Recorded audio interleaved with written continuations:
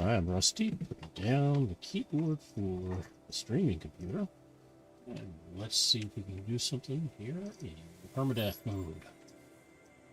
And we're done with that. There we go. We did lose a day or two of Permadeath last week, and we're on to do some more. Alright. Microphone seems to be working. Let me know if we have any problems. No Man's Sky. And let's go on.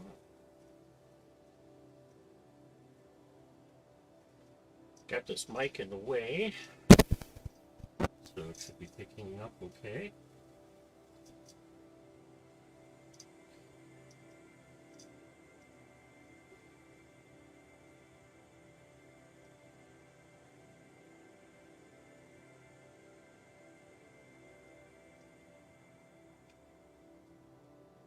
I have picked up a new, or parts to a new system I'll be putting together. And I'm not sure if I'm going to play No Man's Sky on it, or if it's going to be my new streaming system. I'm hoping to cut down the clutter on the top of my desk. So, alright, we may have some frigates out on missions. I say may because I'm not totally certain. Oh yes, we've got a suit slot to go pick up. Yes, we do have a couple of frigates out here.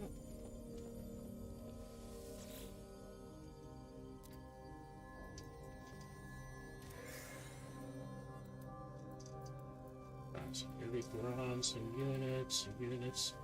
That's all from this, from the one. Nothing here. Here. Maybe across the way. Yep. Exploration mission for these two.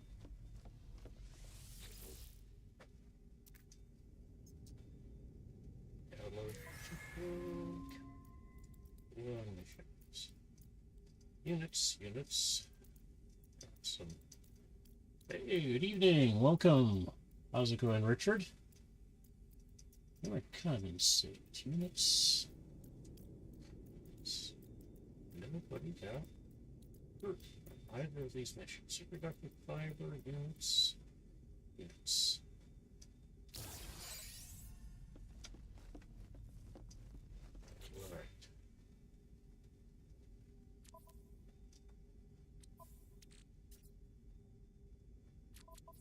Is that here?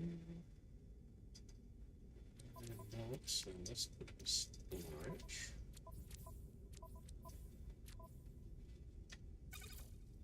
And I've got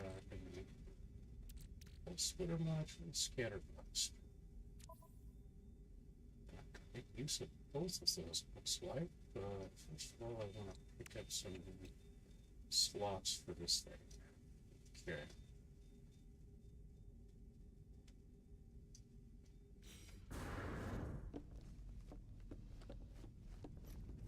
Now that we set for fuel, we can get the frigates out on another mission or two.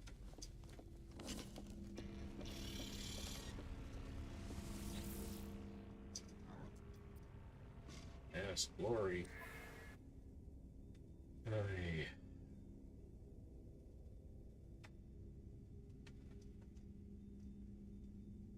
I will be honest, there is very little actual glory war. I've been there. Alright.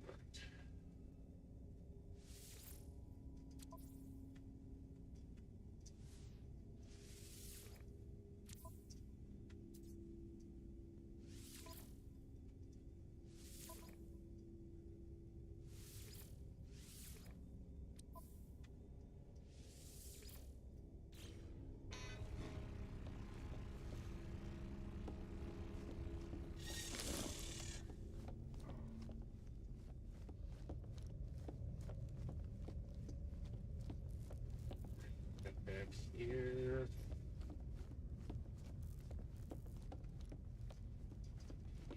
for some reading glass.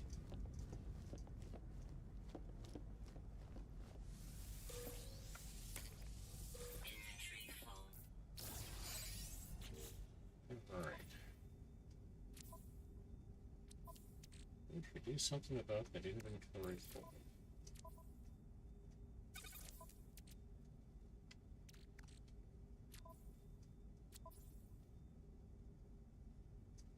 Okay.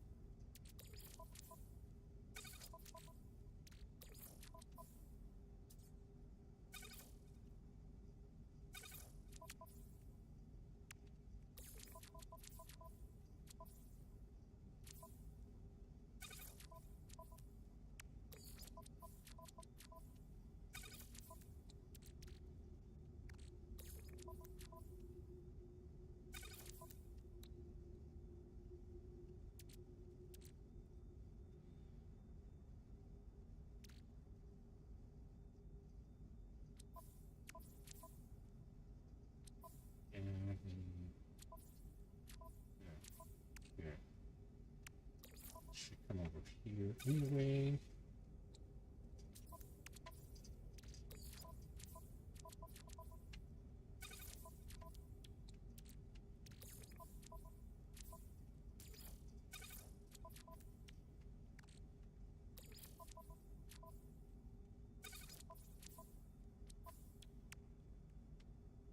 Apparently I don't know enough to sell stuff in my applications.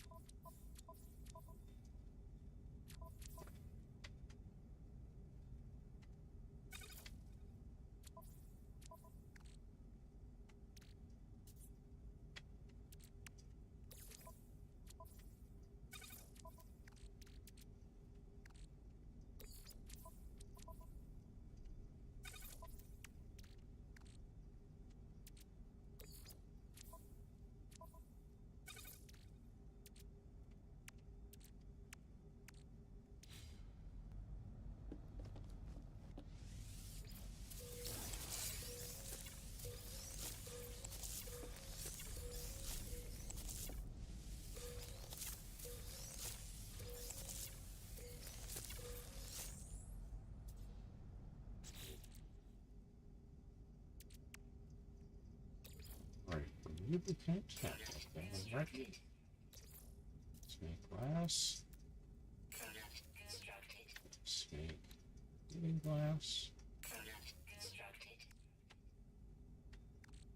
Alright, that I need more cactus to well, I don't have a blueprint for that. Okay.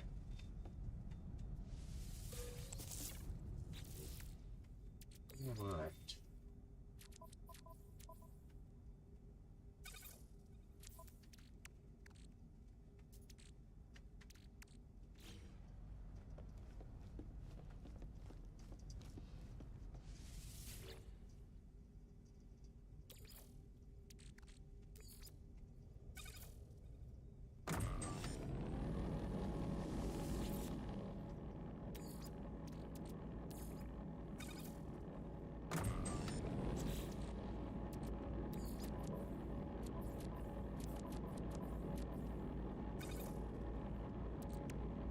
Turbo. Okay. Turbo. Something like that.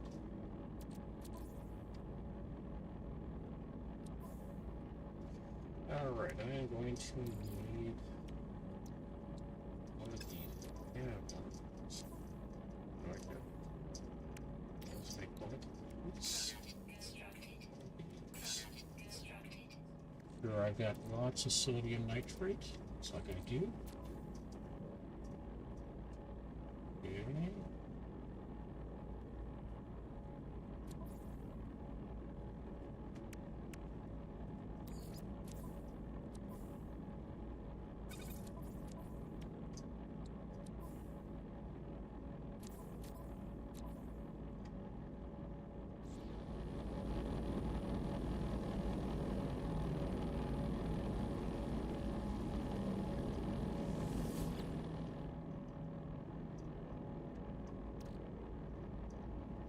Richard, what's been up lately?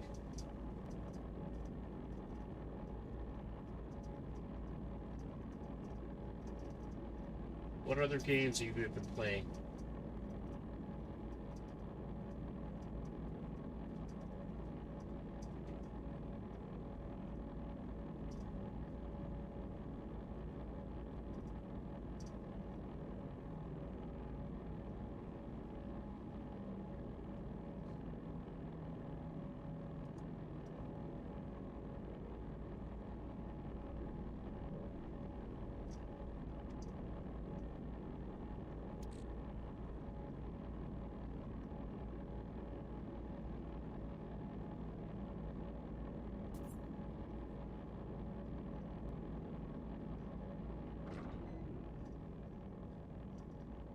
Ah,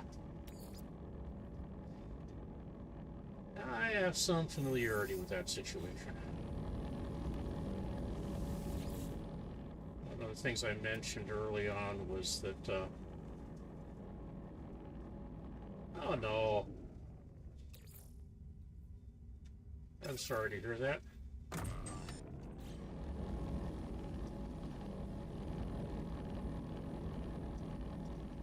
I was going to say one of the things I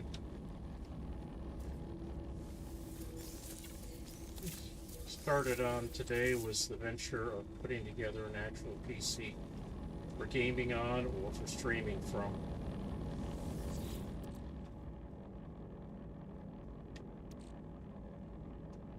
I liked when they used to round these up. Oh well.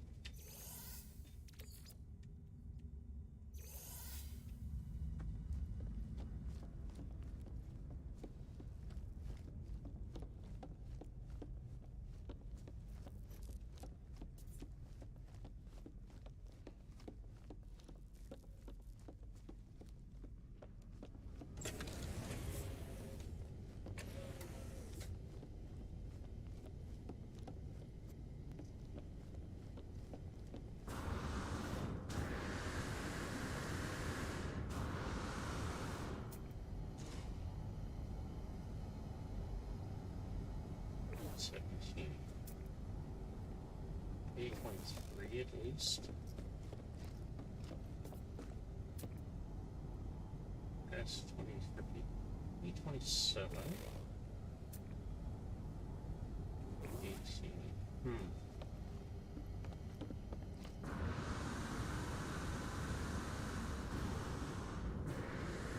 wonder I don't have anybody visiting.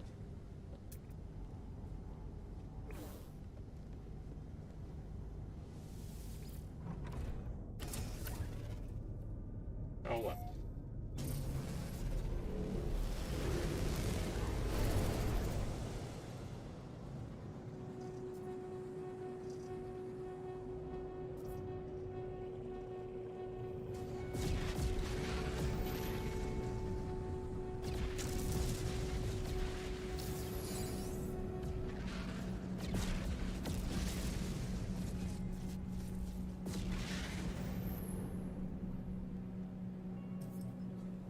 Well,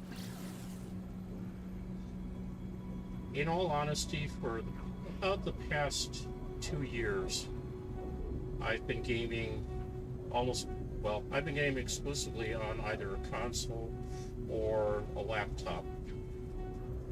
I originally got the laptop so I could play No Man's Sky wherever I went. And I will continue to do that much of the time. But one of the things I've noticed is that the laptop is getting a little warm. Now, some of that is the clutter of what's sitting on top of it, but it generally means as well that the processor is heavily loaded.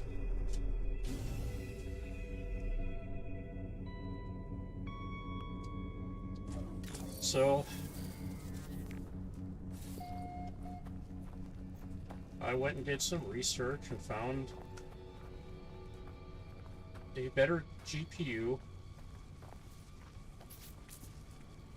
that I will put into a new system. And really all it's going to be used for is gaming. I do everything else on under a Linux platform, so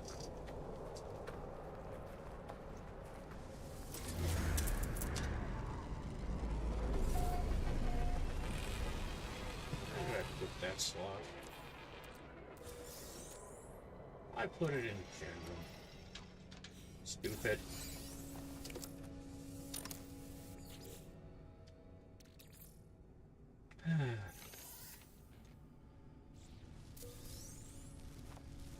Suppose I could just reload from no. Well, yeah, reload from no. No, I can't because I already overwrote that save with a save.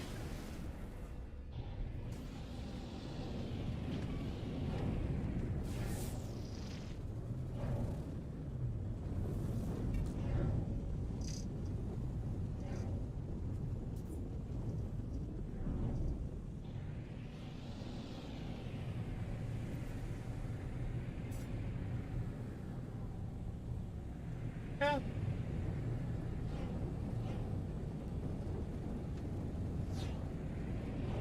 Arguably, there's no such thing as a portable gaming machine.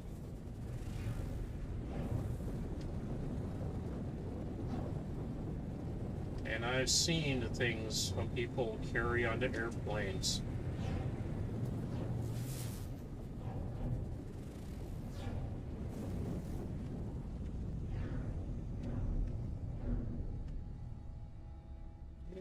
Well.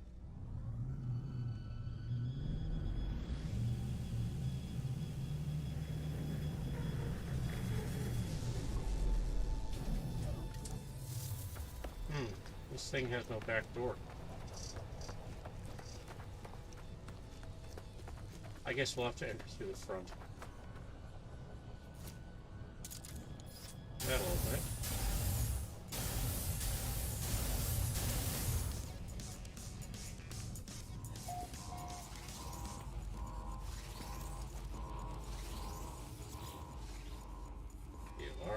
Lock the terminal. Message displays letter by letter on the screen. Getting us in no picture for the gas anything. Well, it says this has a stopping post called mysterious case moving towards me. Okay, so I need to make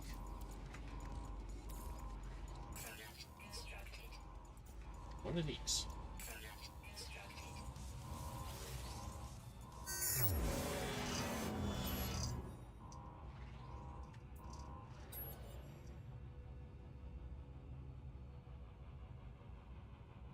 And let's learn a new recipe.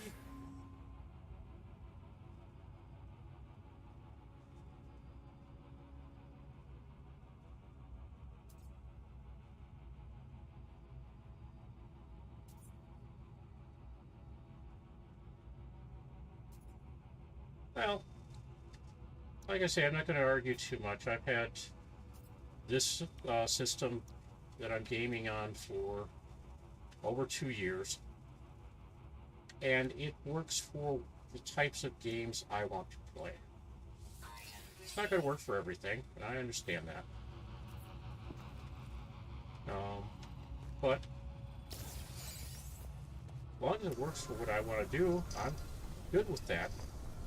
But like I say, I've been running into the minor issues in the past couple of months, couple of weeks, where the video resets in the middle of the game, and all of a sudden the game is in a window like I had last night. And I'm going, you know, we need to work on that. Get something better.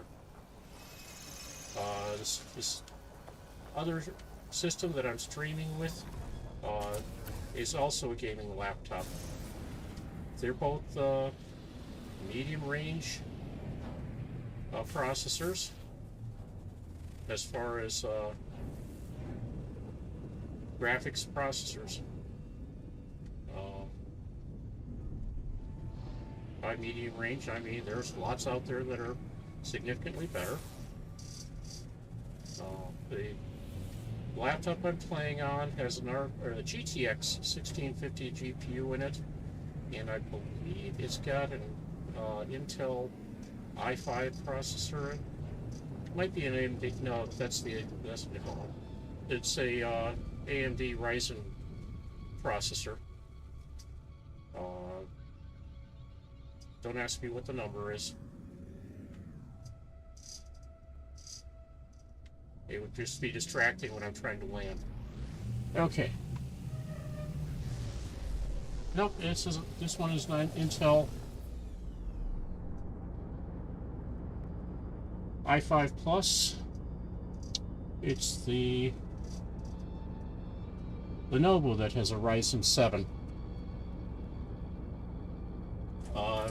Lenovo also has an RTX 1650 GPU.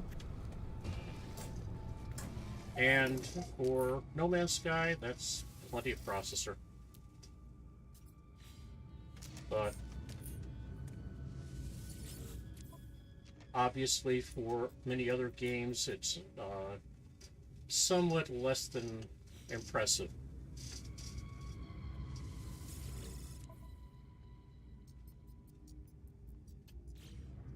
Yep. And it's probably going to continue to be my platform for running the streaming software. But I may very well move the game or the streaming onto the new system.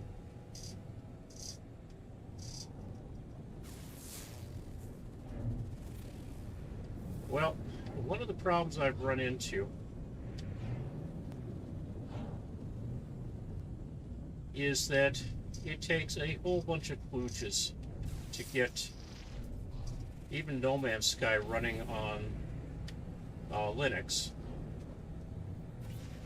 And I've yet to find a reasonable solution for OBS on Linux. I know that it can run.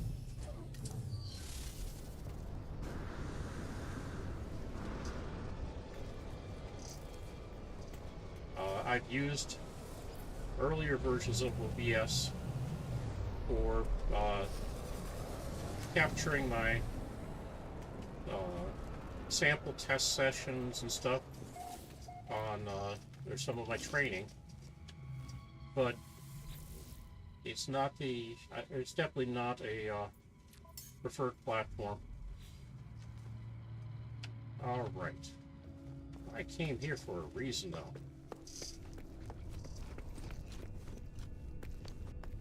Dude, I have some stuff for you here.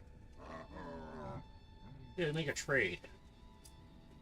Yeah, that's all good stuff here. Okay, but I've got something else. Let's go there, and maybe you want some of this stuff? Okay. Thanks, dude.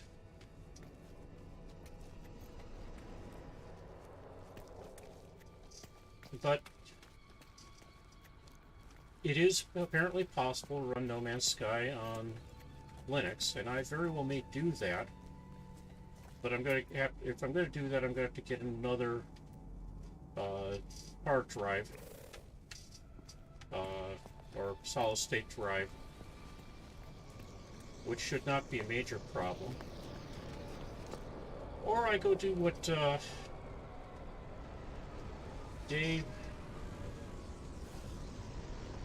Dave's Garage did, Dave Plummer, and use the use Windows as a VM host and run Linux within that.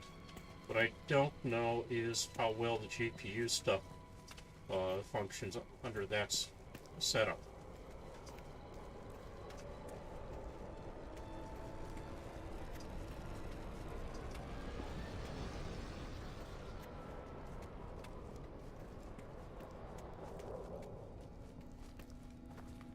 Okay.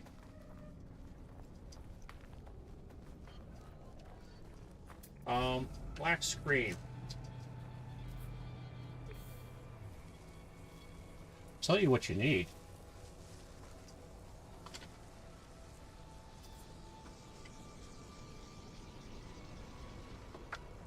One of these.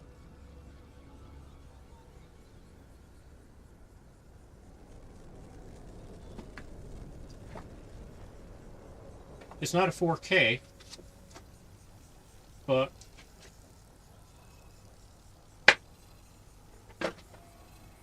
it's an LCD monitor that is that thick with a fold-down case to be used. It's a 19-inch screen, portable, not running on battery, so you still need to provide power. But power is a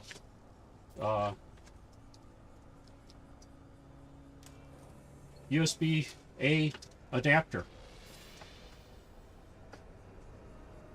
and it's available on Amazon for about 130 bucks.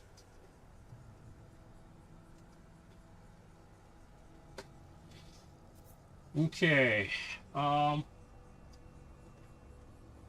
reason I say the monitor is that the very likely you're going to find that the VGA or display port out has a perfectly good output. What is missing is a backlight for his display.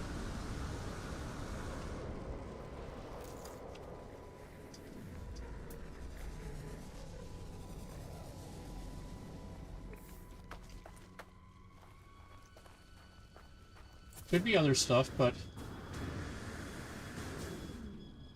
that would be my prediction.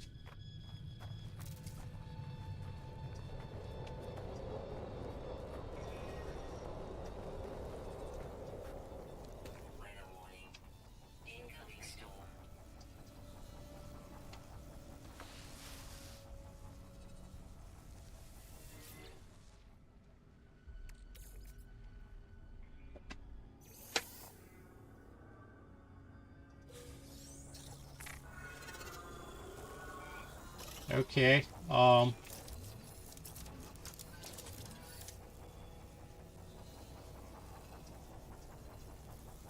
right, where did it go? There it is.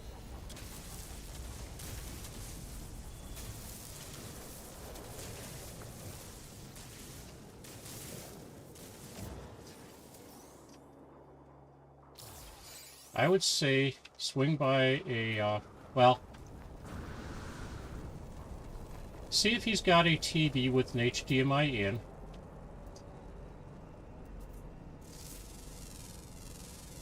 Which is almost a given. And take an HDMI cable along, and verify that whether or not the laptop at least has output on HDMI.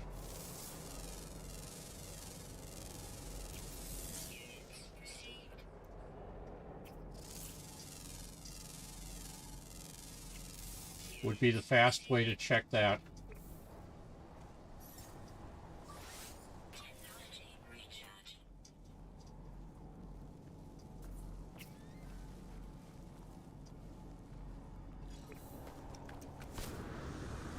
And the inexpensive way.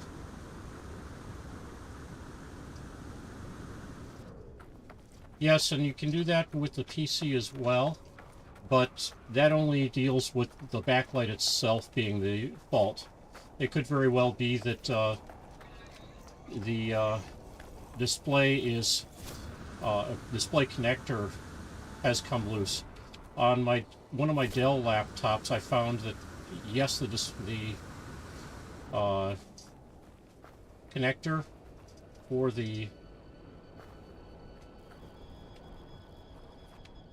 display had disconnected from the laptop, but what I was seeing at that time was that the laptop was booting up with a postcode error.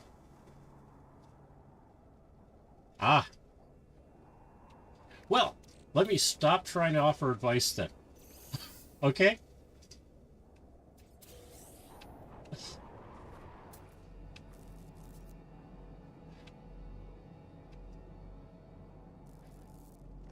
I've only been working in the PC field for 30 years, but hey.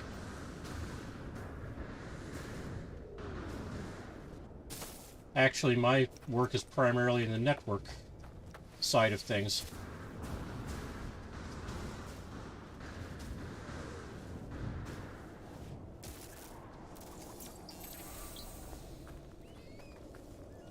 Not the PC side.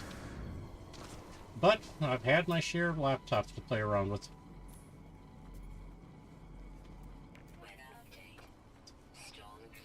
I will admit that my reason for choosing laptops has very often been that I just needed something that worked for the most part.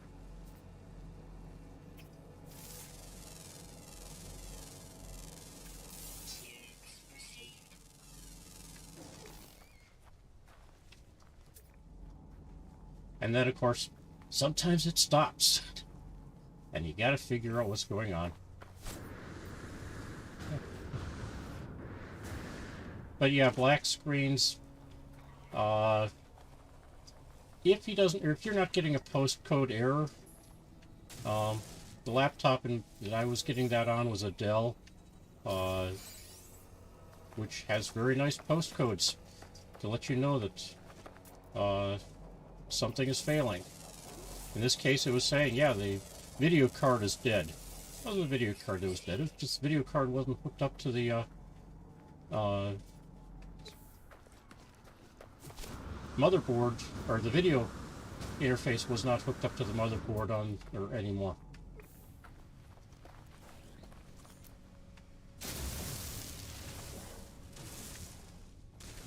Ended up with a very stupid laptop as a result. I was on Christmas vacation, and I still needed something to use, and I ended up with a laptop that I've kind of stuck with. It does a nice job as long as you just run Windows. But that was one of the early ones where, at the time, it was a very difficult job to get it to run anything but Windows. I could probably do a little bit better job of getting it to run Linux now, but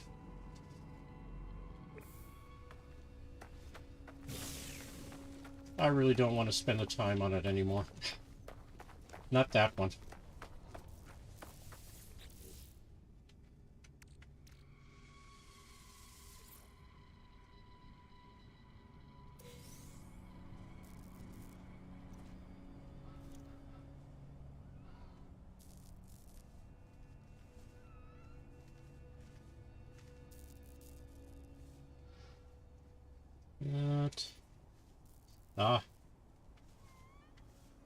Well, that actually might be a good use for a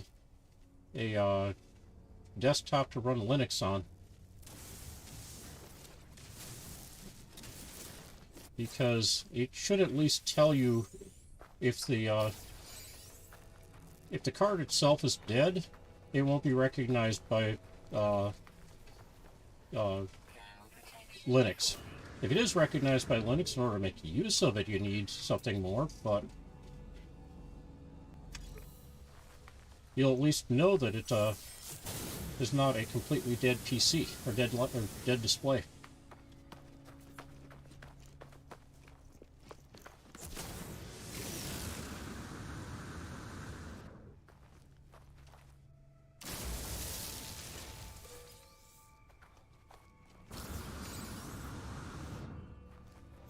Or dead card.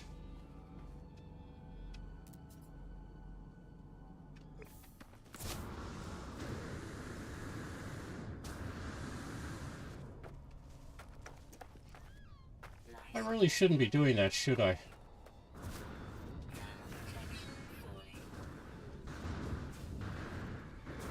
landing hard in this permadeath mode can be career limiting for the player, or for the avatar.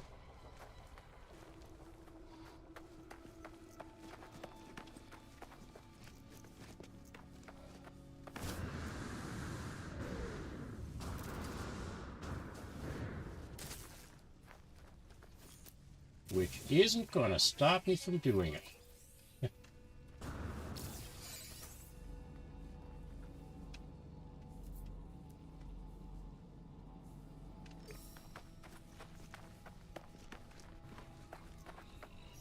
I should probably do something about that thermal protection there.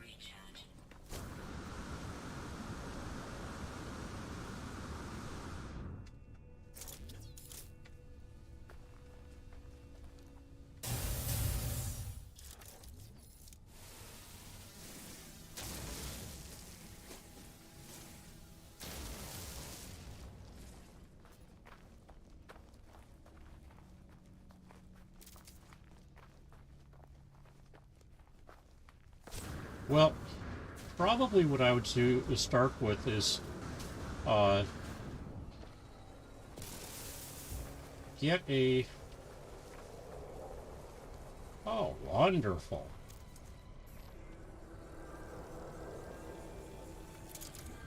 Well, let's see if I can get this. I can get it. Lost the sodium nitrate.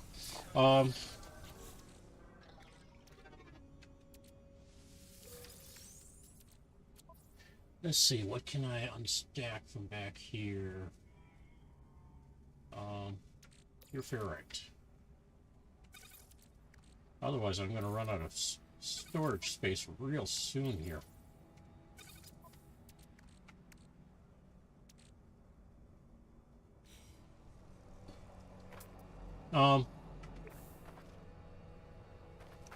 What's going on with the desktop that is toasted?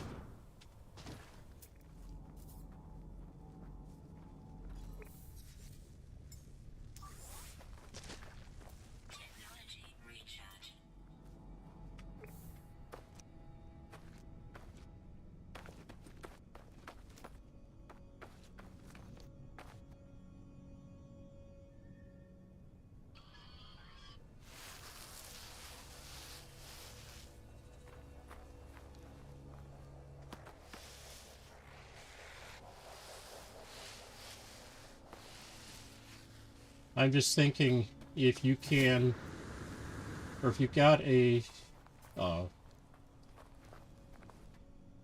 standard VGA out from the back of the board,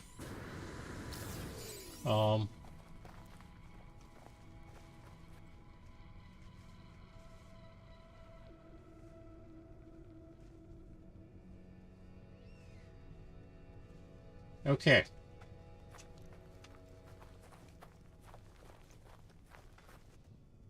Let me see here.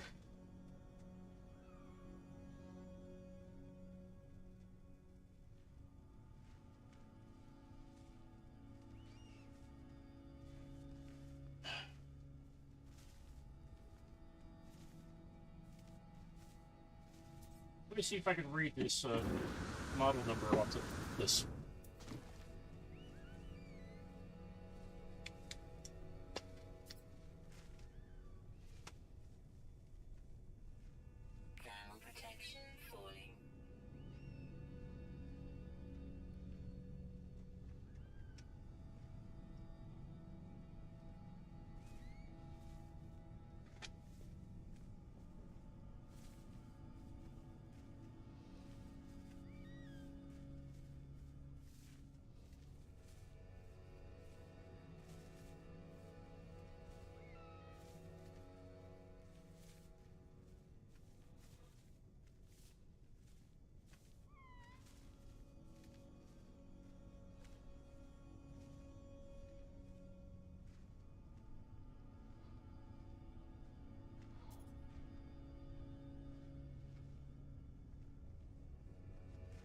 I believe what I ended up picking up that has a PCIe on it, but is a small form factor PC, is a Dell Optiplex 8910 as a refurb unit from Micro Center.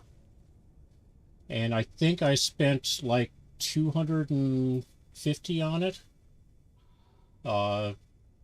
Something like that.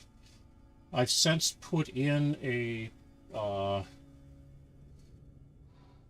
video card that is not a GPU, or it's not a gaming GPU card, but it has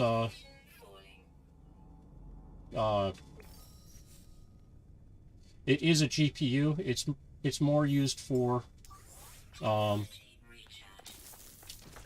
CAD type work, but it has the NVEC processor, so if I ever get good driver support for it, it may end up being my replacement for the laptop for doing video capture and streaming from.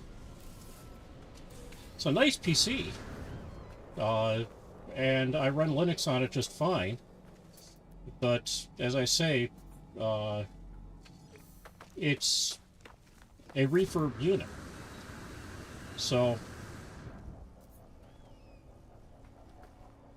just an idea more than anything else. Something to look out or consider.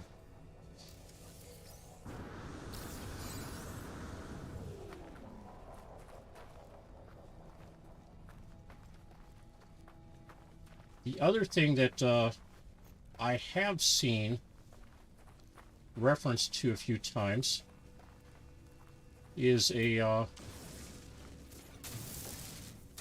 external video card. If you've got a system with a reasonably decent USB 3 or better processor,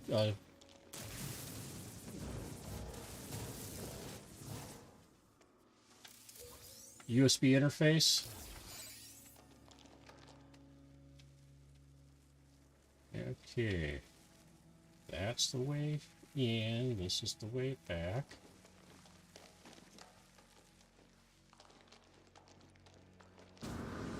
That might be an option at some point.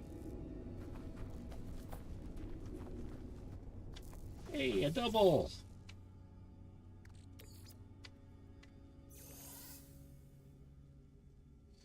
Problem I've seen with the external GPUs is that they're all more expensive than just buying a brand new PC. So keep an eye out for them, but don't go expecting that they're going to be an immediate solution to anytime soon.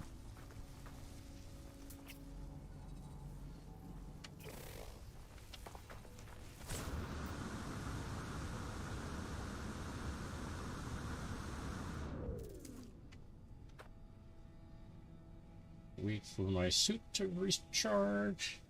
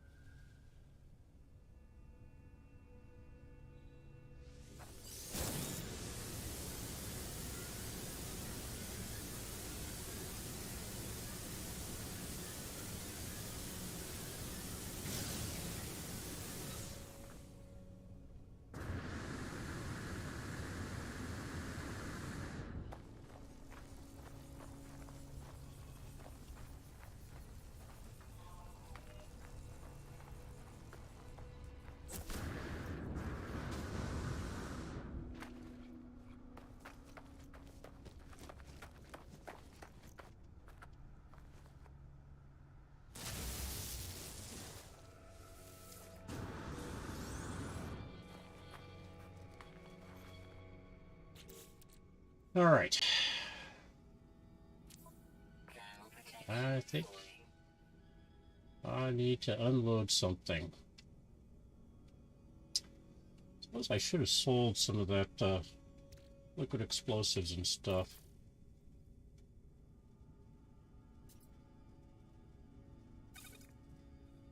Well, Well, I can do this.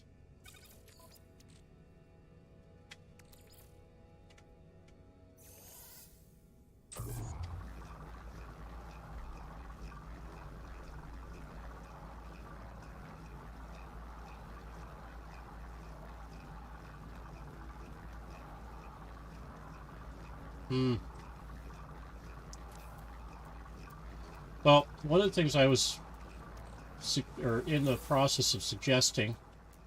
Wow, I got a Sentinel map, even though I did not have that. Huh? Interesting. Was that the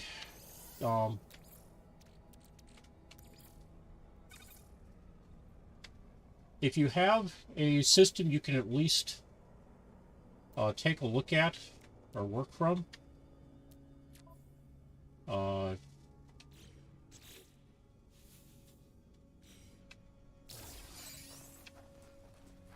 as far as how do you say it? Boot up and stuff, you can start doing diagnostics, even if it's something as simple as going and getting a bootable USB Linux distribution thumb drive, and then you can use that to plug in devices or basically unplug everything except a video card, a bare video card on a PC motherboard, and that should at least allow you to see if you've got a viable piece of hardware. As far as will it boot up the normal memory stuff, things like that.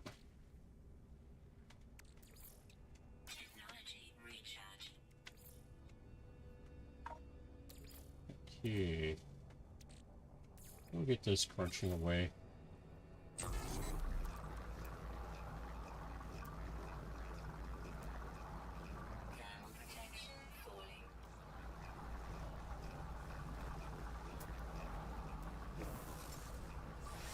All right.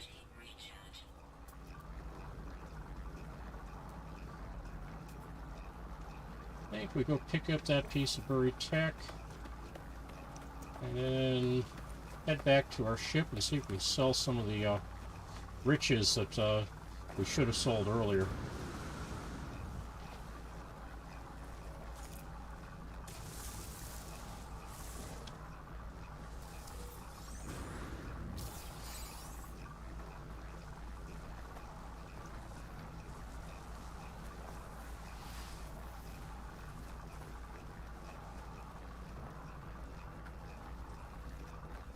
The neat thing about having a USB stick and just a bare video card, and even an old Matrox 400, is that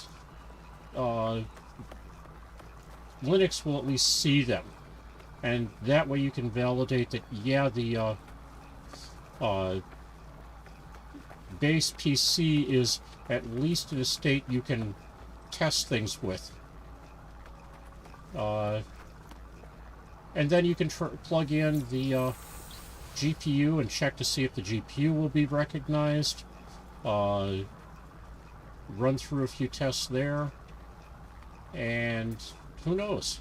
You might end up with being able to pull together a system that works well enough to do a little bit of gaming with.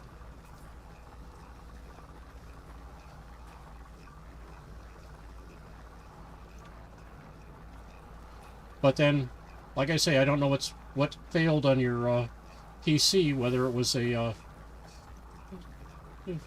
something on the motherboard that went hard failure. It happens.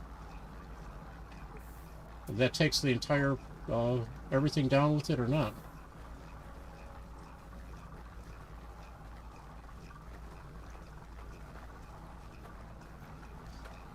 Okay.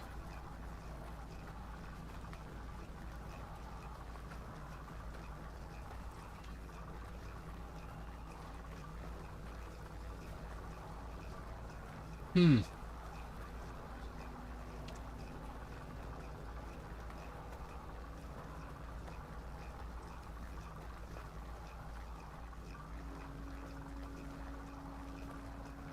And I generally tend to discourage using them, but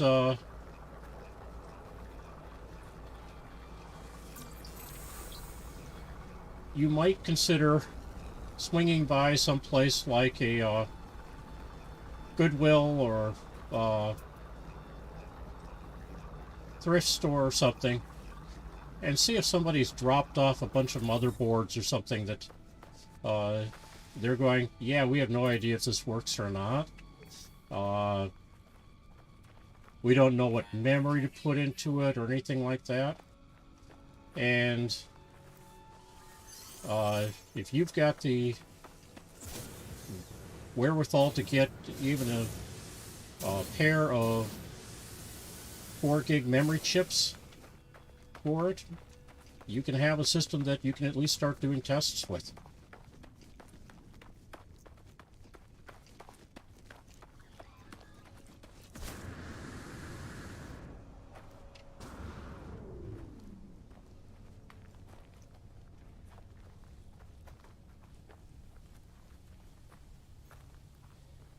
Ah.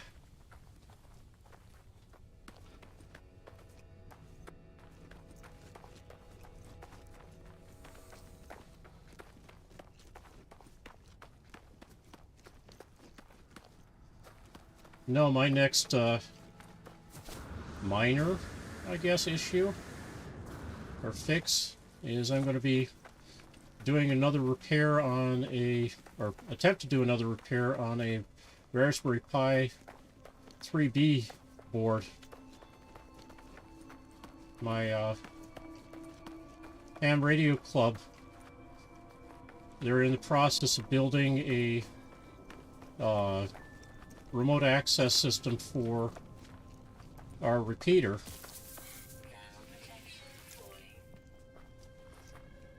And let me check something here. Discoveries. Oh, there's one more life form to discover.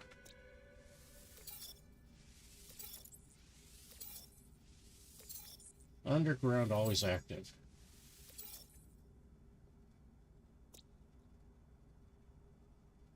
And none of what I've found is underground, so that means it's probably in a cave. Ah, well.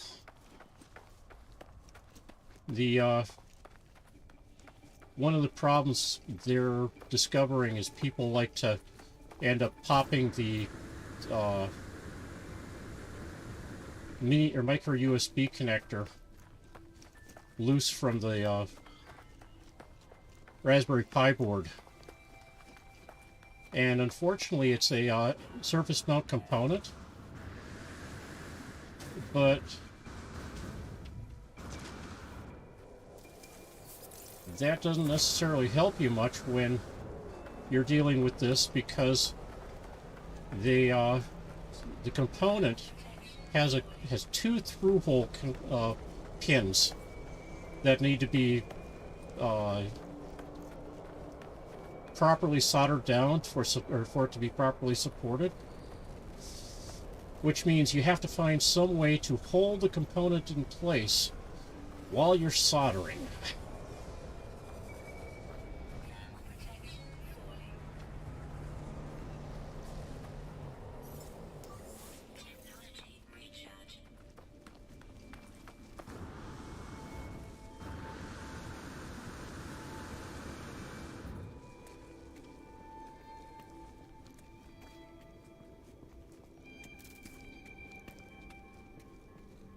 Hey, dude, I'd like to do some trades.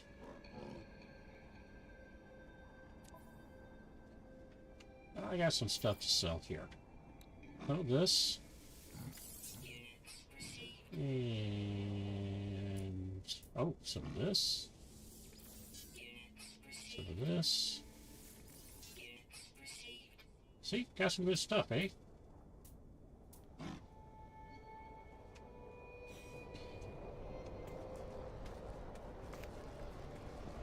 Actually, no.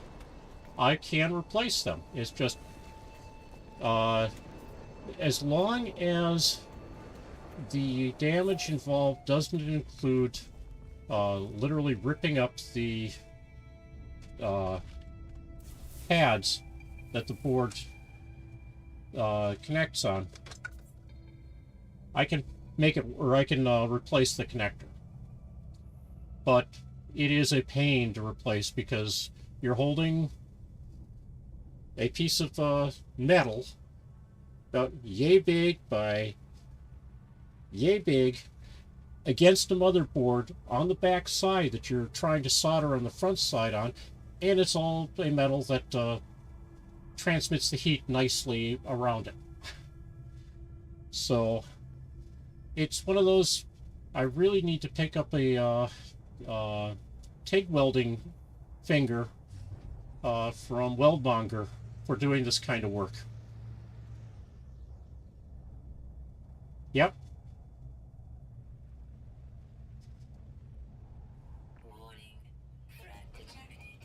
All right. We get to do something about pirates.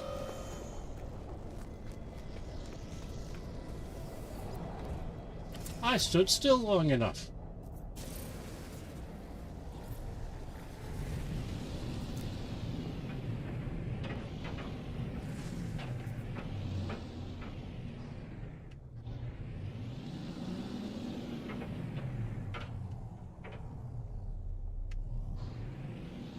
Where did they go? Where did they go?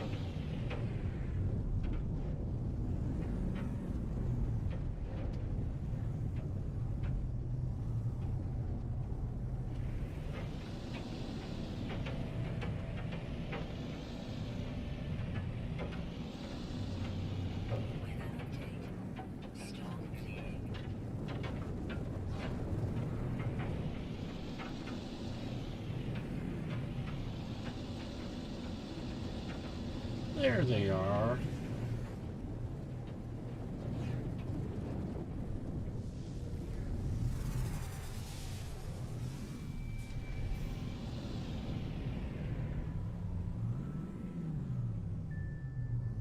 Okay. The pirates are supposedly attacking here. Where are they?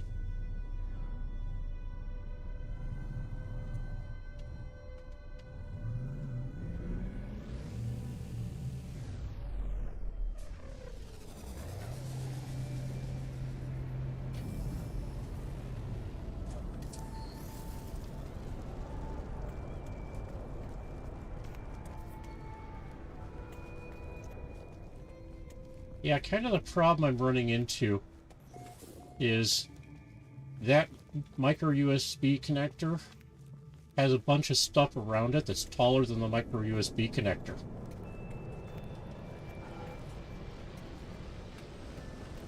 I'll figure out a solution. If nothing else, I've got some G9 that I can trim a piece off of with a Dremel tool and make that work. But not really going to be fun, I don't think. All right.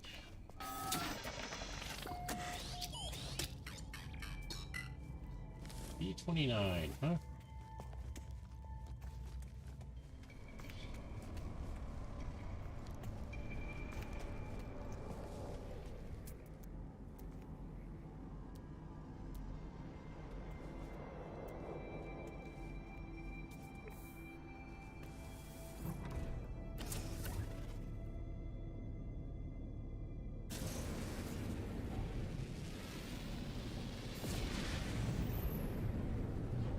Hey, frigates we can't do anything with. Unless they changed it in a recent update. Can we land on them? I'm not seeing any landing rings.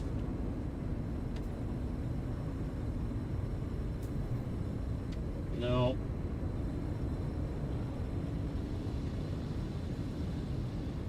Oh well.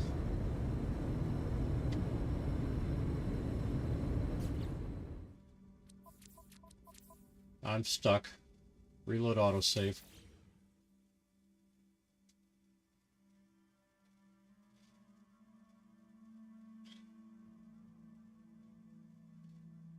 But yeah, I kind of figure if I can figure out what a decent rate is for doing those kinds of repairs, I could add it as a side job.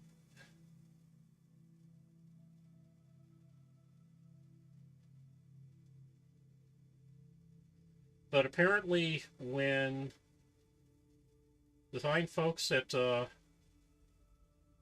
Raspberry Pi Foundation farmed out these connector or these boards, a lot of them didn't come with the pads that they run through properly soldered in.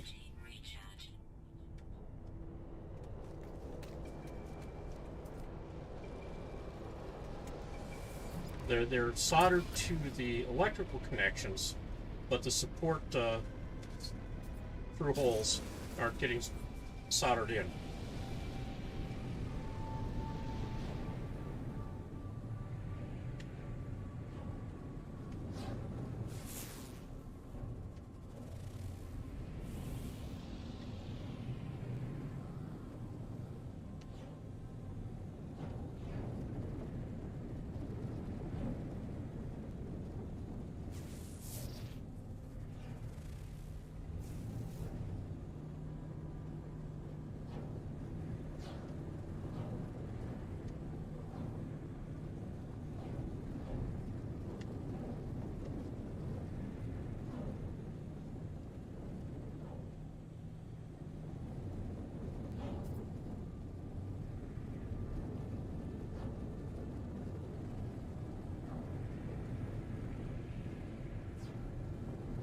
Well,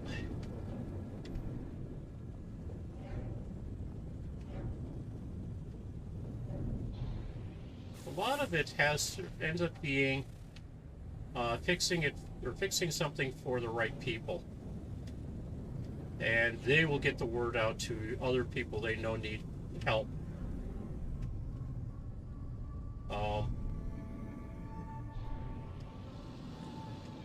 The other thing is, especially with the Raspberry Pis, right now is like, it's not quite impossible to get a Raspberry Pi new. So if you can repair things like the power connector on it and or do diagnostics on it to validate that it's all okay, if somebody's got used Raspberry Pis that they're not sure are any good, they don't know, or they know there's something wrong, like I say, the micro USB connector is loose or failed or something, it can honestly be worthwhile to do repairs on them.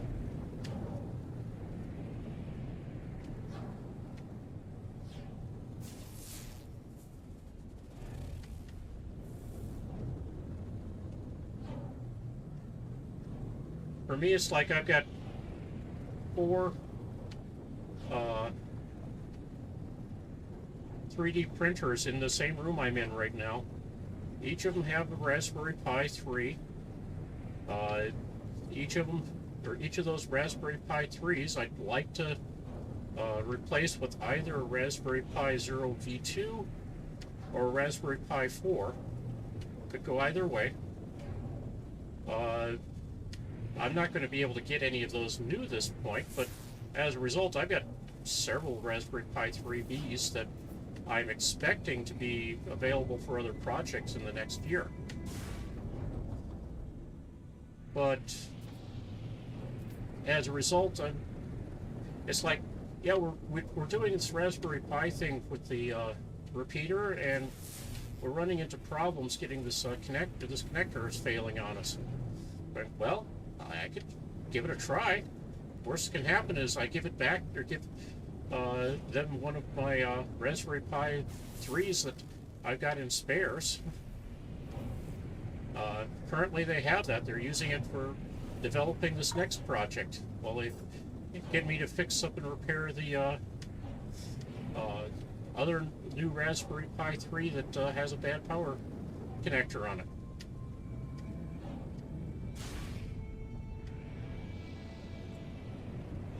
And I had to give them warning about running the GUI on a Raspberry Pi 3 with the new Bullseye. It's a wonderful platform, but Raspberry Pis are really not something that you want to open and close and open and close and open and close windows and applications on. Eventually, you end up discovering it's a good idea to reboot them on a daily basis.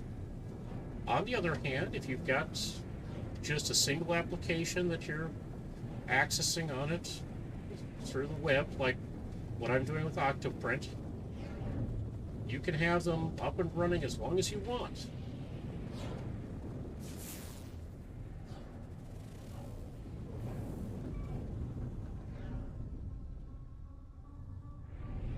I do my best to do a update anytime I become aware of security issues. Okay, what do we got here? This looks like... Oh, no. Says I didn't trigger any...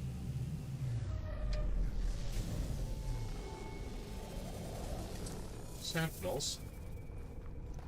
I think it's an observatory.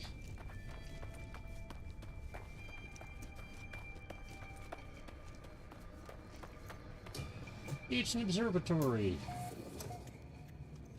with no Viking in attendance.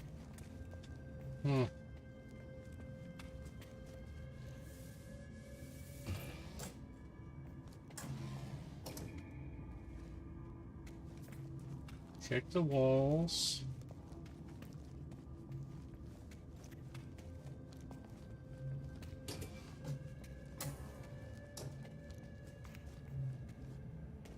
All the good stuff is in this side.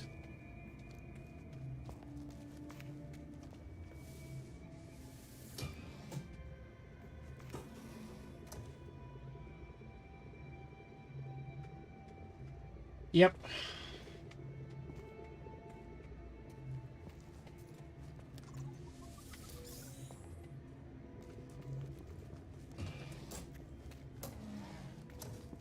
Now, if I want to go to another another planet in this system, I can answer the question at the terminal here, but I'm not interested in that, so...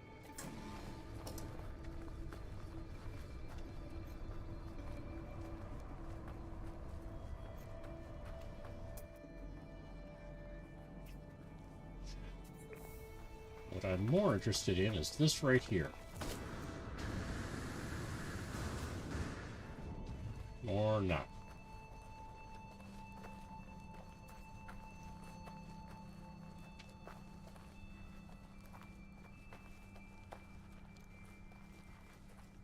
See if we've got any caves in the area.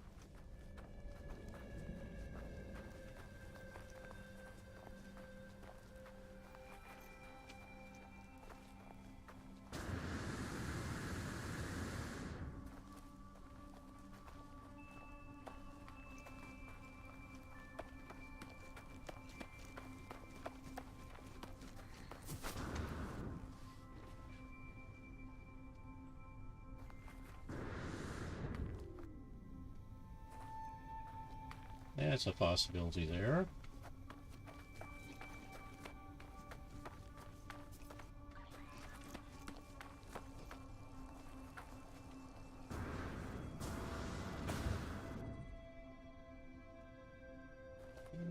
Okay, not so much a cave.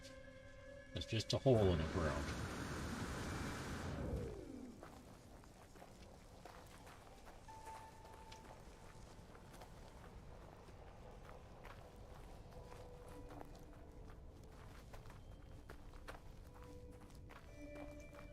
Um,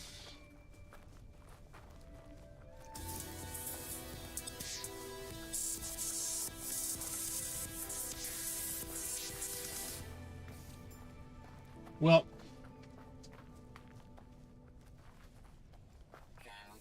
the Raspberry Pi itself is never going to make a gaming platform.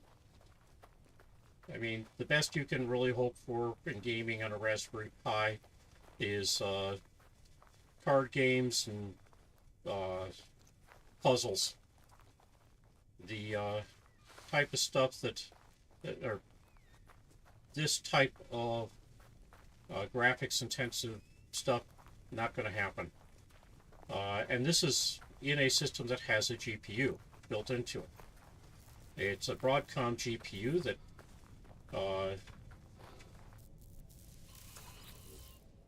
is apparently okay, but it's not one that anybody I know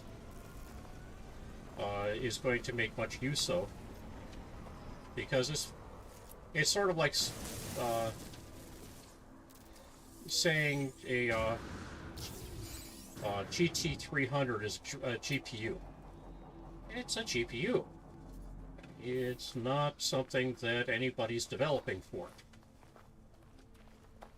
Unless you're developing for the people that are buying refurbed computers and being sold that as a gaming system. I.e., you're kind of developing for people who really shouldn't be buying software. Should have their hands held a little bit more tightly. But in any case, there is a lot of stuff you can do with them. What they were originally designed for is to make an inexpensive platform to teach kids in schools how to program. And I think they actually do a great job of that if they ever end up in schools. A beacon.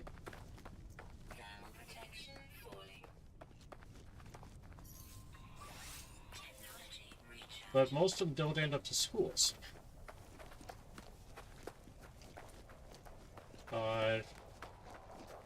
What the Raspberry Pi team initially missed was that there is a huge market for single board computers that can be done or can be set up to do fairly simple tasks,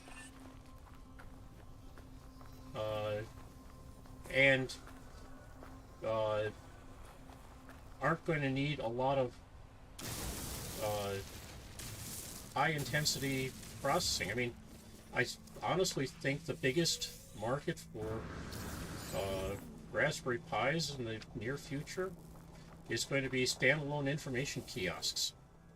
Because you could put a browser on one, full screen, and set up a web page internal that allows you to do pretty much anything you want to.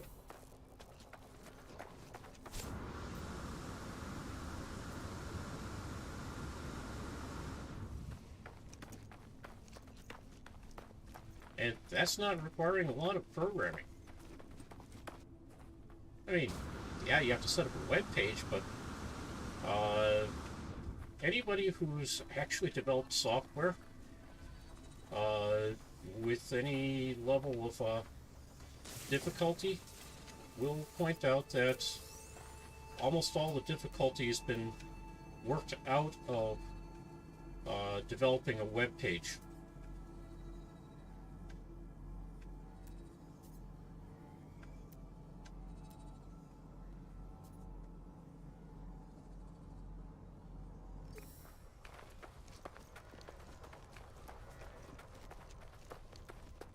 which is not to say you can't end up doing a lot of hard work writing or developing a web page, but it's not the you're not developing a video game where microseconds count or nanoseconds.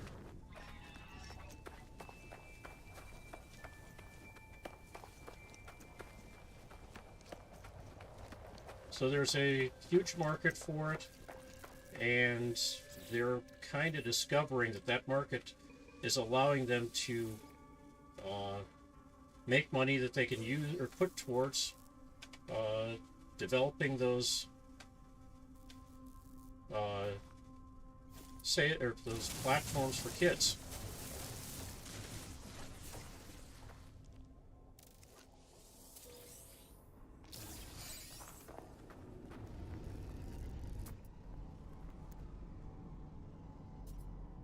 All right, nothing down there.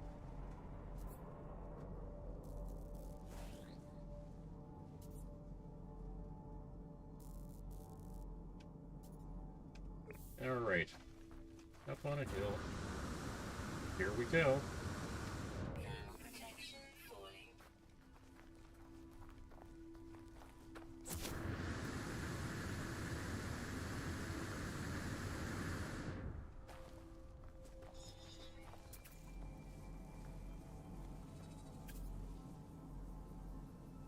Okay.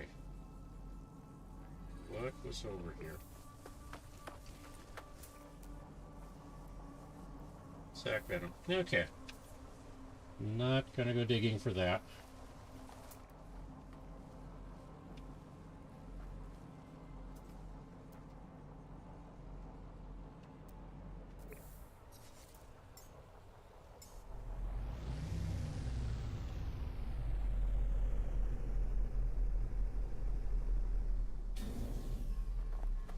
Yep. Especially the high picos, the 2040 series. Those really are designed to be programmable microcontrollers that just happen to have enough capability built into them to do run a very basic Linux distribution, but is more aimed at people who want to put together a very simple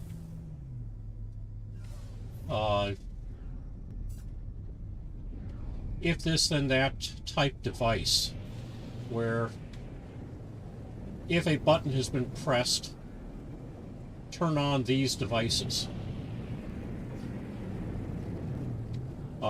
Or if a button has been pressed, turn on this device for X amount of time.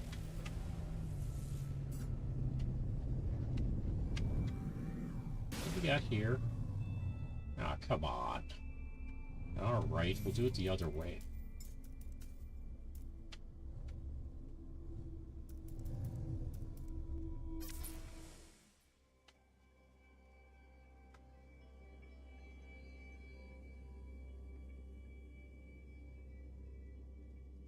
I think it's just a waypoint of the marker, not the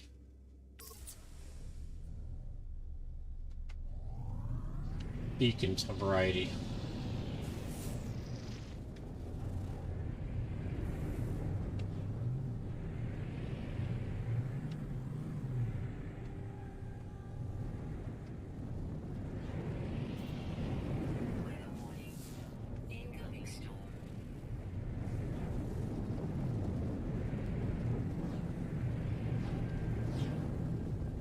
And while I say it's at that level, that doesn't mean it's not some really complex stuff you can do. I mean, you can take a 4030 or 4020 board and build an alarm system where it logs everything to a printer,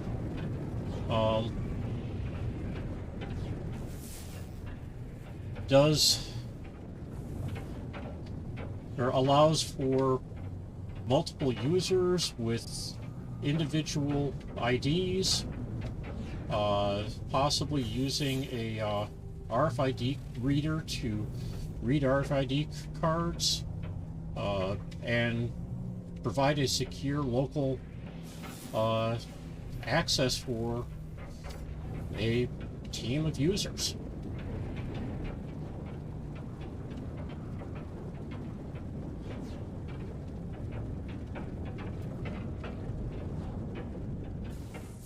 Okay.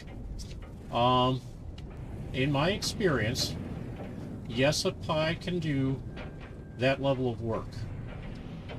But in most cases, the reason they're using a PC, a laptop, is because what I've been seeing with Raspberry Pis doing that level of work is that they don't have direct control of the controller for the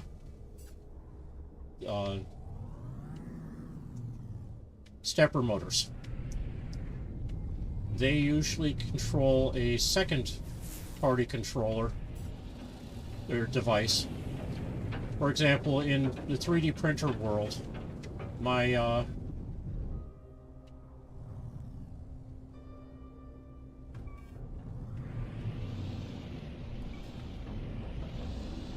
come on. Get out of there.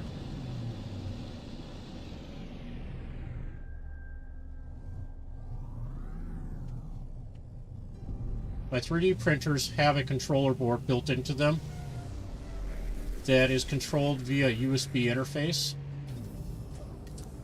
And the lags involved in doing that control level stuff are such that the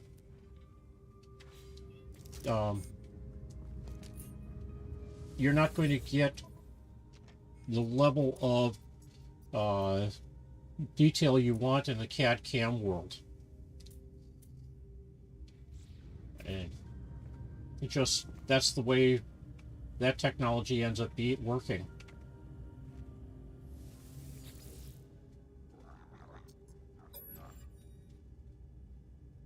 Yeah, we get to go do something. Hidden Raiders. Raid. Okay.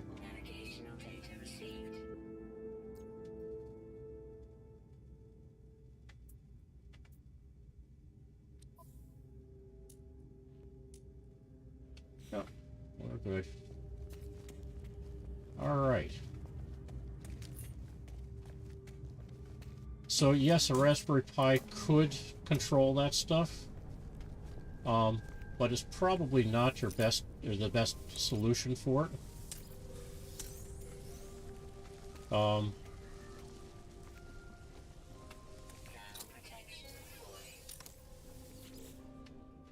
Whether a PC is overkill for it or not, that's a different matter. All right. Fortunately, I can do this. And I can open up this. This can come over here. Yeah, that's right. I don't have teleport capability yet. Ah, all right.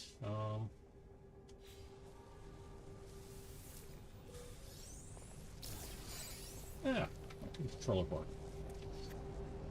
All right, we are going after a industrial secrets.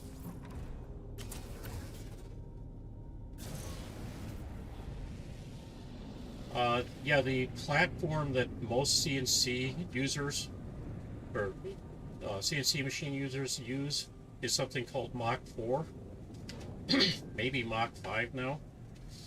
And that platform really is best used on a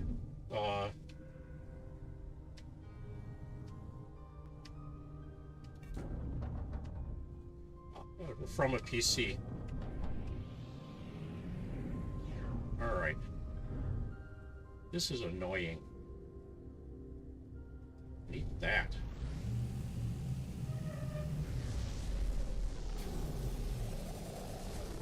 Yep.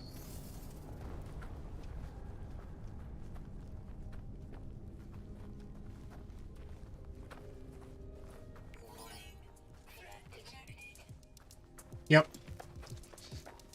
Very likely they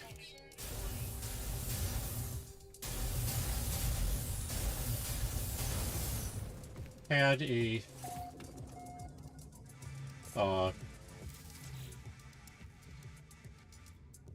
standard NEMA 27 or NEMA 37 steppers to do the direct controls.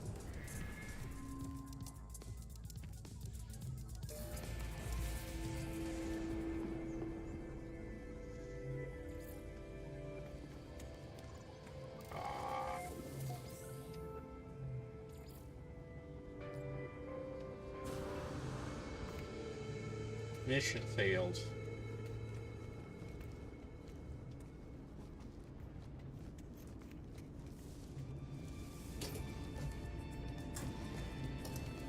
I suspect I needed to get out of the structure faster.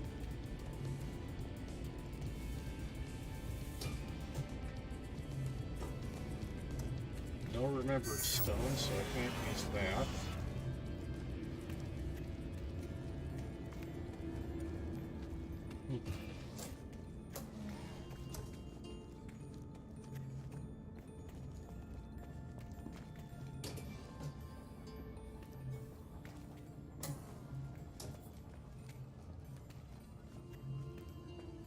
All right.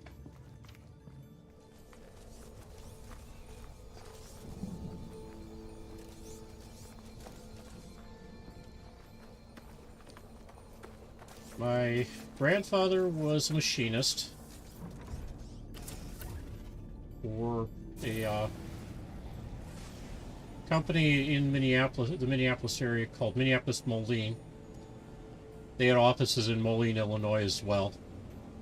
That I believe they made tractors at the time. At least the company's kind of known for making tractors, but this one may have been making other things. But besides doing that, he was a tool and die maker and made tools for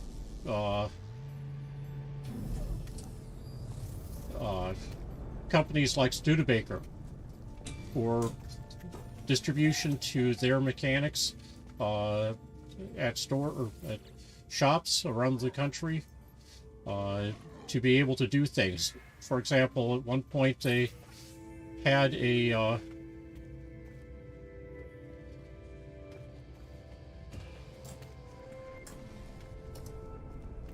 what do they call it? A distributor cap that the mechanics needed to be able to adjust its center. How do you want to say it? All right. Are we close enough? Yes, we are. Okay, I'm going to move this over there.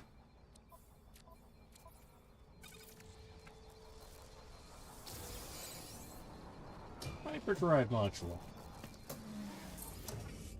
I will not argue with an A-class hyperdrive.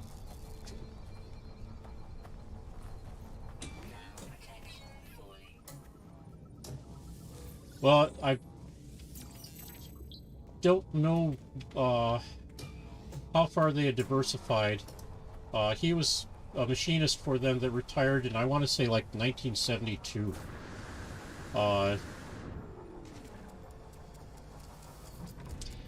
I surprised my mom when I admitted, I think I was in my late 20s, that yes, Grandpa was the first person to introduce me to soldering. we would walk down the street from his house to the Snyder Drug on the down in the corner, and pick up a soldering iron and solder,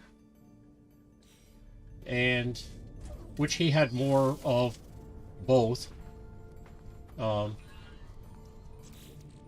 All right, this is going to be interesting, isn't it? Ah, good. We do have space for it. One of these and one of these. And we would make, or he taught me how to solder. I think I was 5.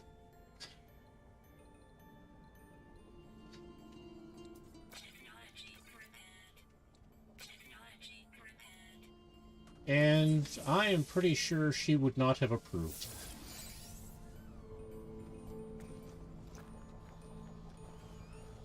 Alright, now I can free up a little bit more space here, I think.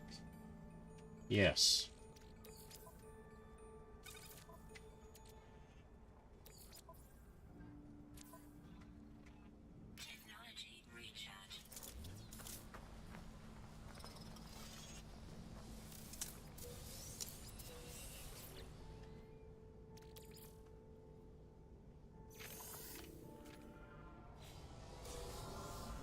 But then, how many mothers would appreciate their sons learning how to solder at 5 years old? Anyway, was there was equipment back here, isn't there? Yes, there is.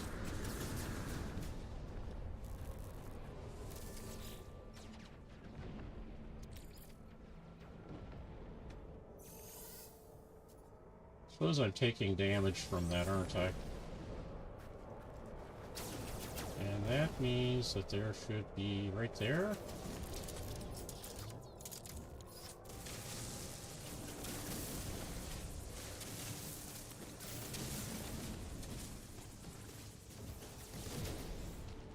Alright, now let's go take care of those pirates.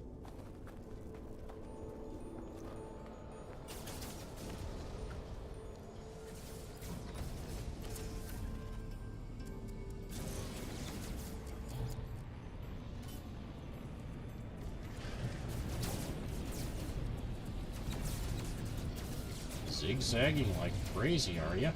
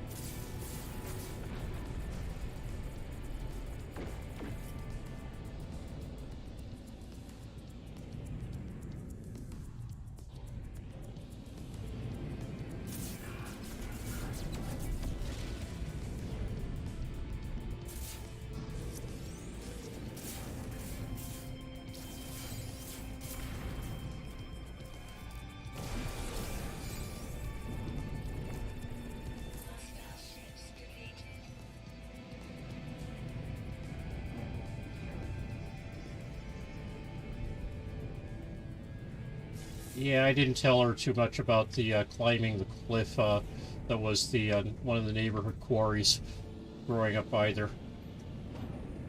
Quarry walls are not good ideas to climb up of. And at the same time, I kind of knew better than to climb up the wall of what was effectively an active quarry. That had probably about a oh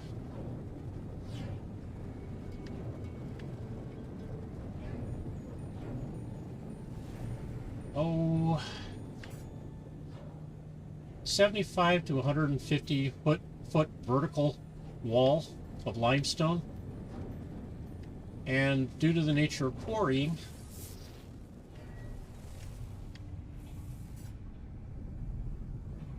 limestone walls are a little bit unstable. Even though they look nice and smooth and hard and solid.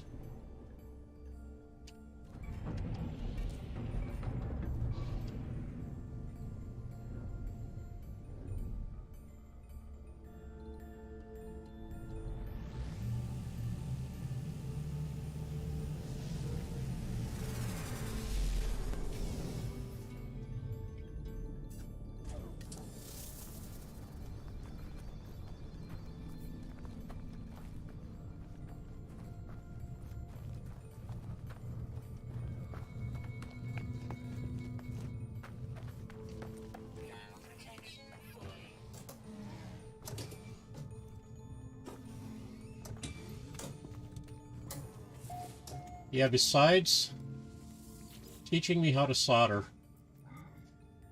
my grandfather is probably the one that got me interested in electronics more than anything else.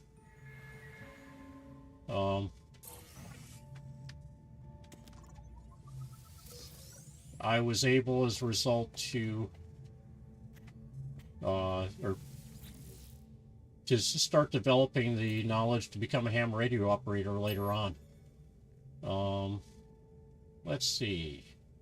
Let's try 477.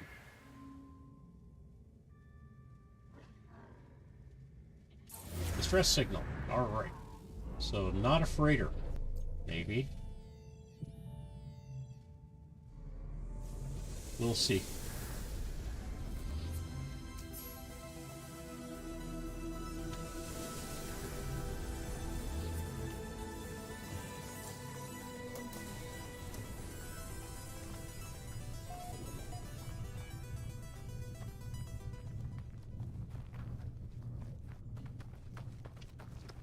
Probably clean up this mess around here. Somebody left some damaged equipment here. Probably needs to be a little repaired. Some of this gunk in it. Let's get rid of that. Probably is going to work much better now. And hey, nanites is reward. We probably should get rid of this, or take care of this stuff somebody left buried in the ground.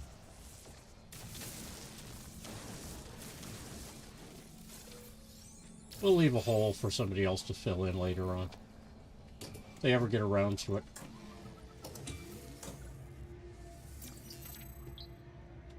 And yeah, let's grab that.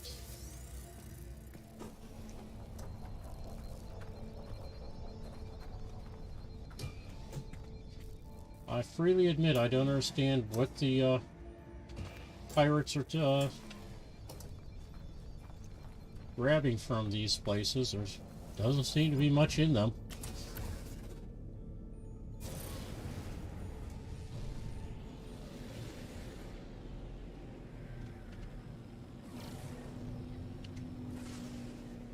"27 minutes? Oh my.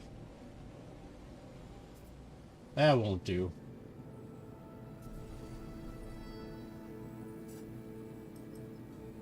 Or 3 minutes is still a long time. Let's cut it down a bit.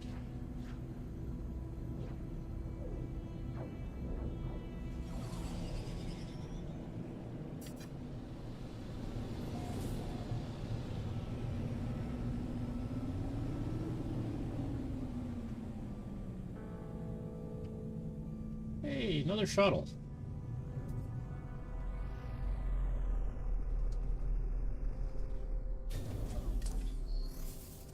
What have we got for shuttles here? 826 plus 7, huh? And Okay, there comes everything else.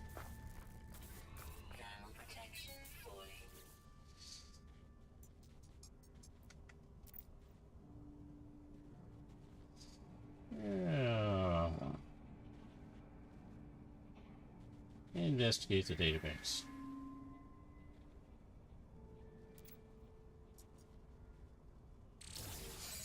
And hey, we get a plasma launcher.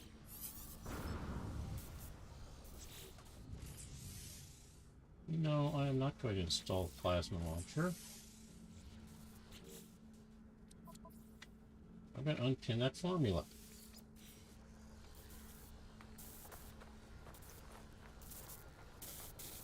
Alright. I am not going to trade this starship for this one. On the other hand,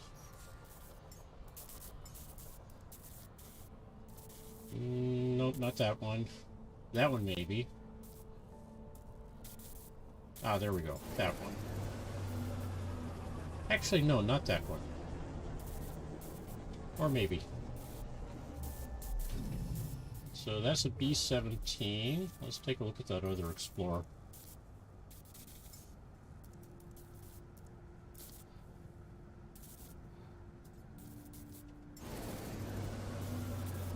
And that is a B-19. So, yep, this one we'll trade.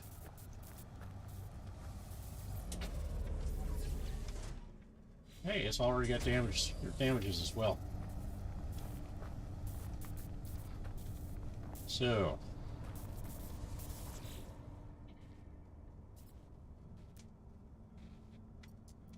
there.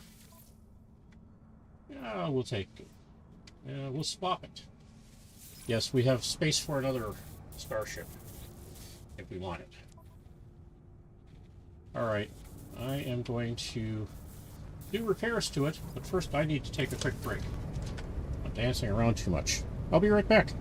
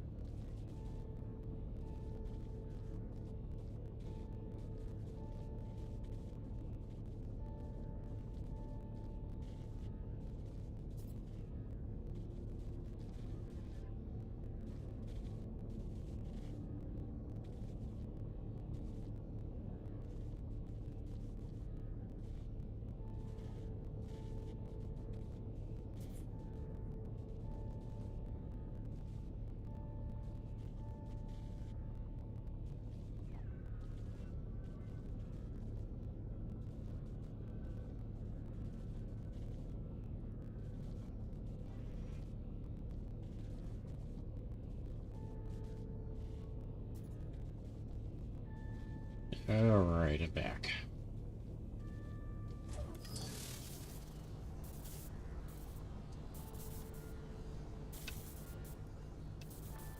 Alright.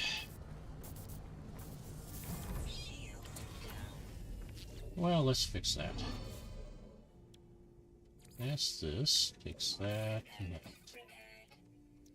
Yeah, that doesn't need to be fixed, but this does. I'm just going to take a seal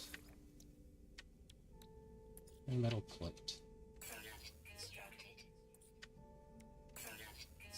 So that gets fixed.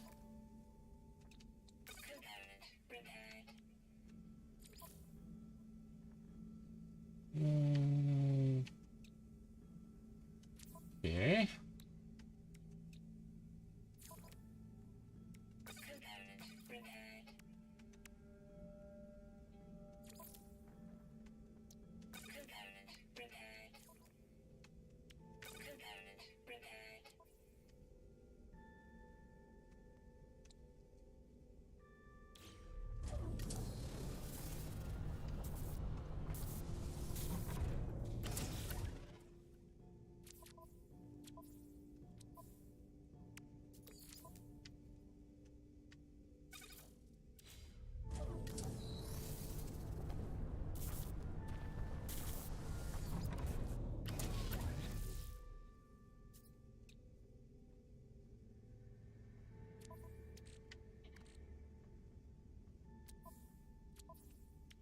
Okay, two of these,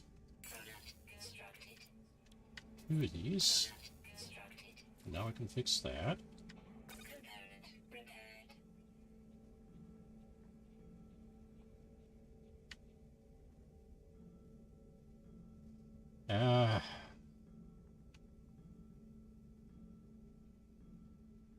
Yep.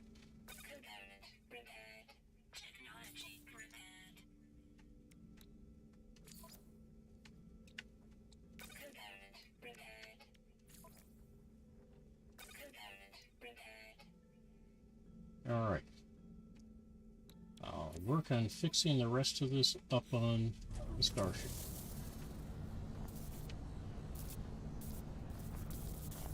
Up on the freighter.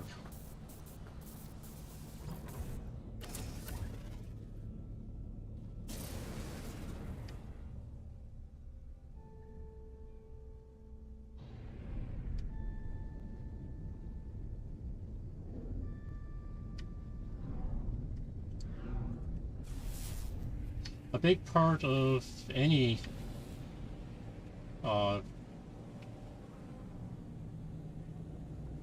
well, the way to win through investing is to know more about what you're buying than the person selling it, and more about what you're selling than the person buying it.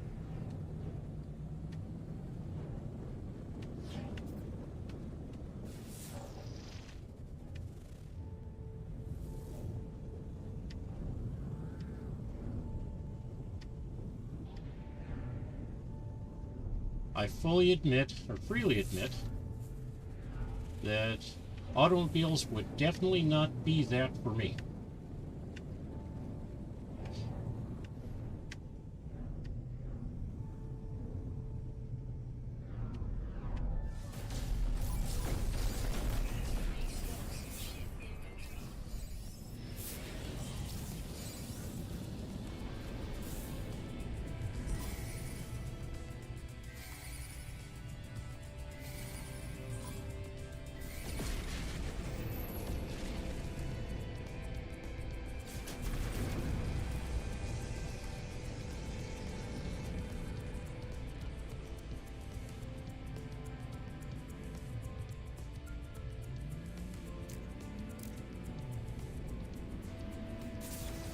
Oh, that's short.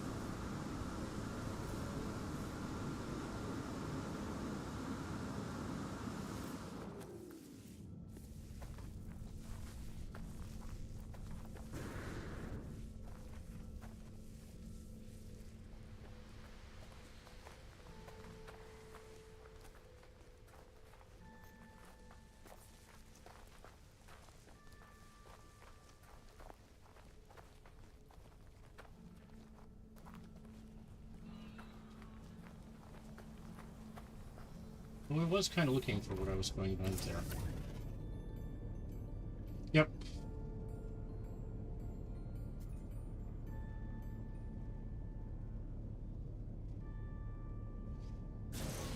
Sorry, kind of distracted there for a little bit. Well, I will say that finding the damaged machinery while I'm on the run from Sentinels is probably not good for my long-term health.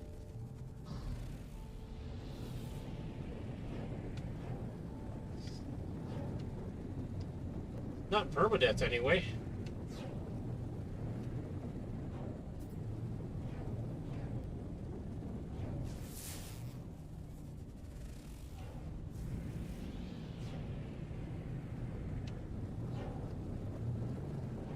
Yeah,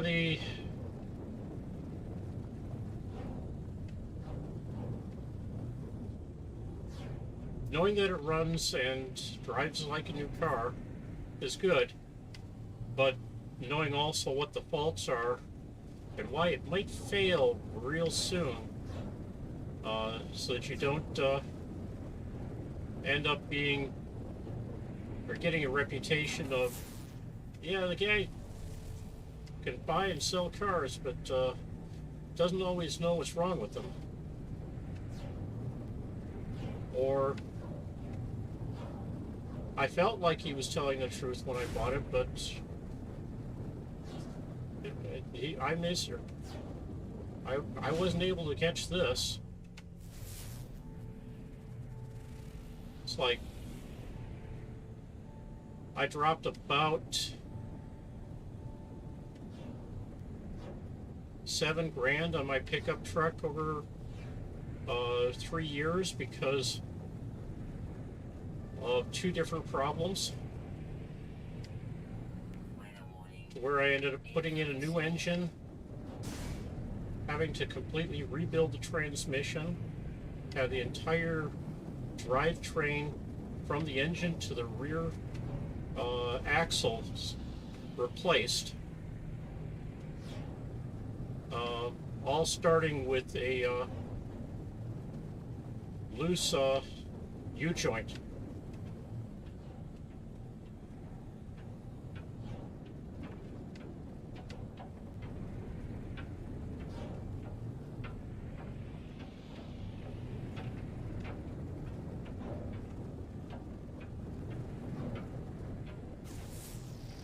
And had I had the U-joint replaced, I probably still would have had the engine replacement later on. But I wouldn't have had the transmission problems.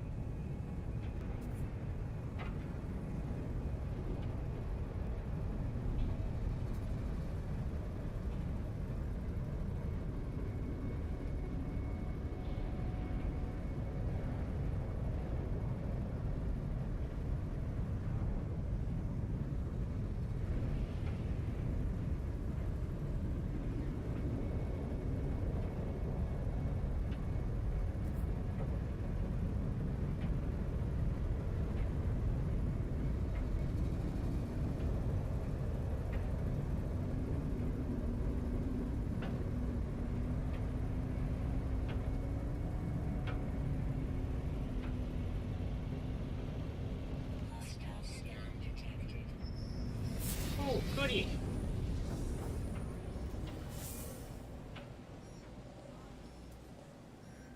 Warning. Threat detected. Oh, you think that's bad? Hostile ships approaching.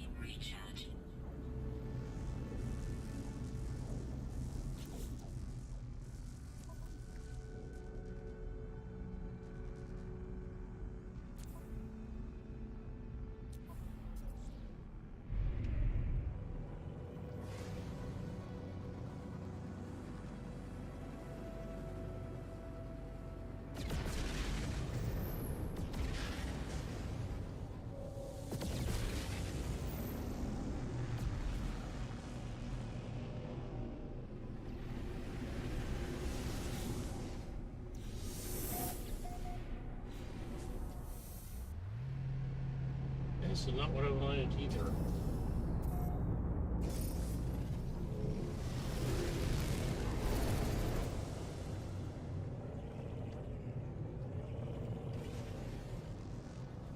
This is what I was looking for. Well, these memory issues are getting to be a... What was I talking about?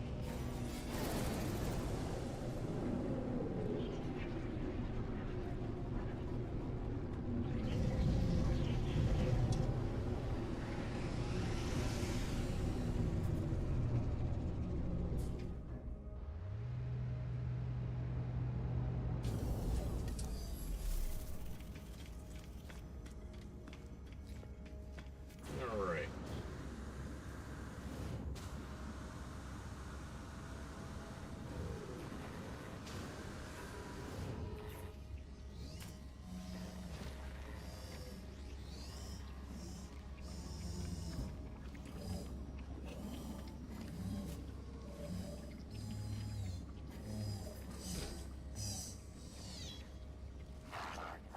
Dish on top.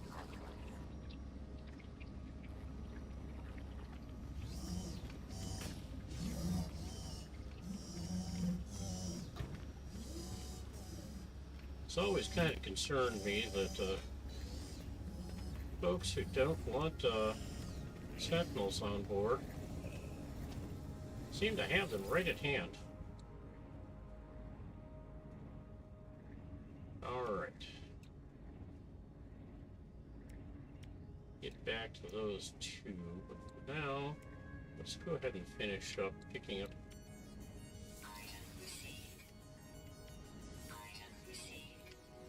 A few of these.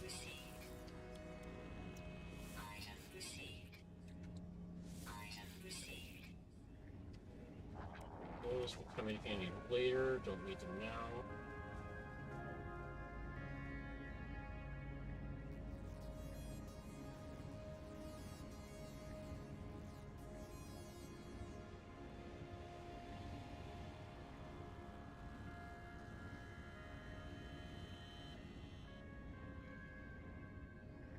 Yeah.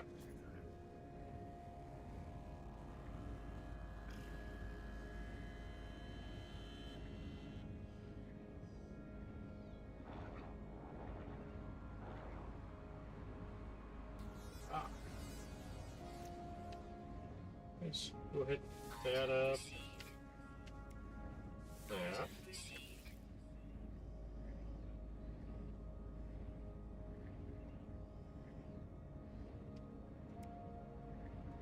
That's not what I wanted. This is what I wanted. I'm not a big fan of the Pilgrim motorcycle, whatever you want to call it.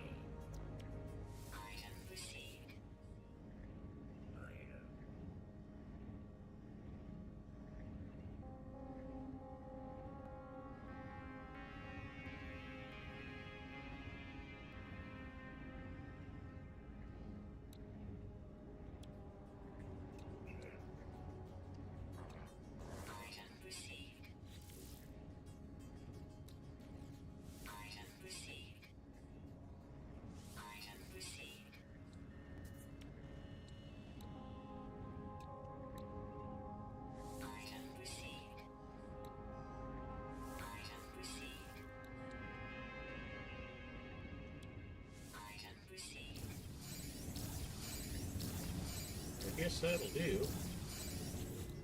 I'm doing for... Okay. Let's go talk to Ares real quick, see if Ares has anything for us.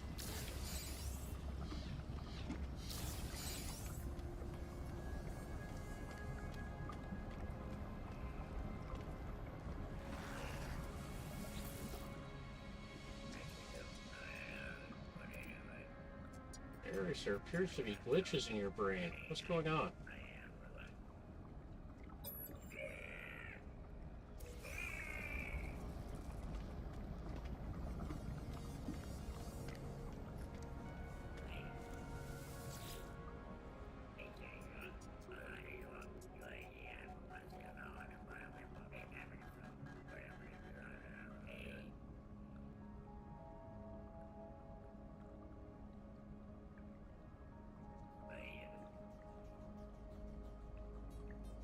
Yeah, having the um,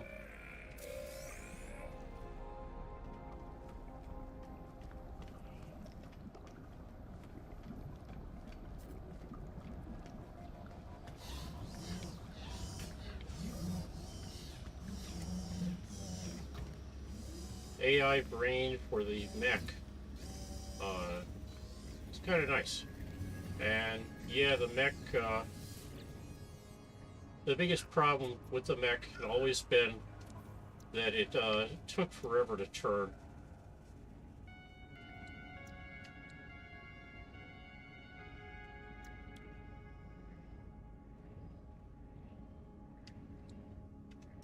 Item received.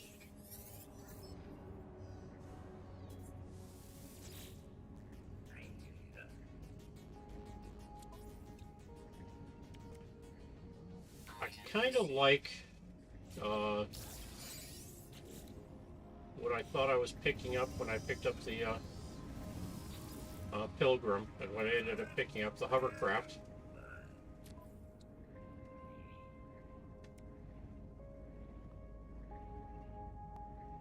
Item received. Oh, we're doing pretty. Yeah, it's new. Okay. Good enough I can pick this stuff up.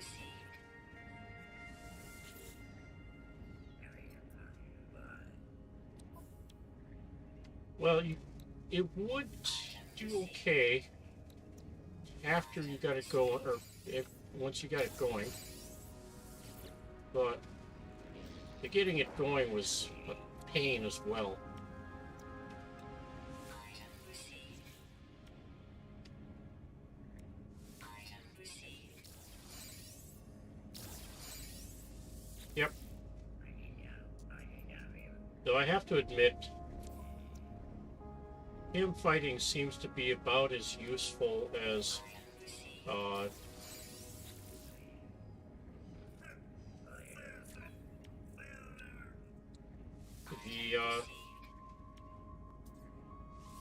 received.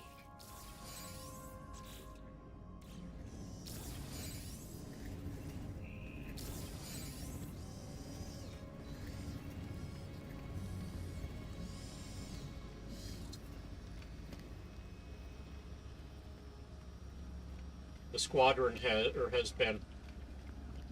It's like, yeah, I see them firing at the other starships, but the other starships don't ever seem to take damage from them.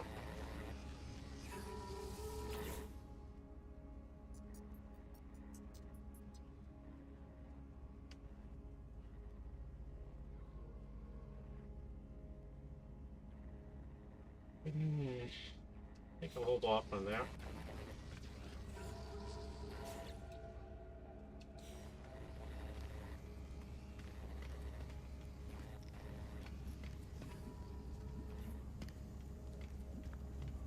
Yep.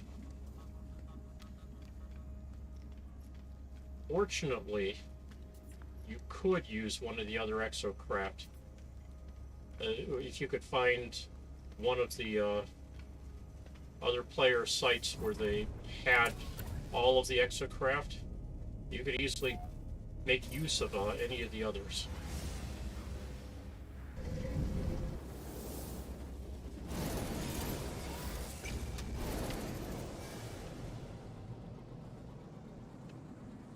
Distress signal detected.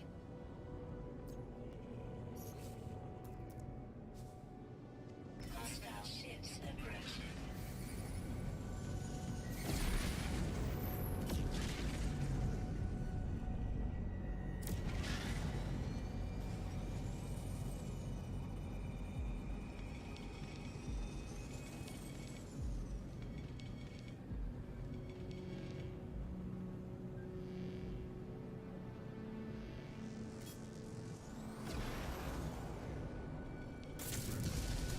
No free slots in ship inventory. Going to be a bit of a pain.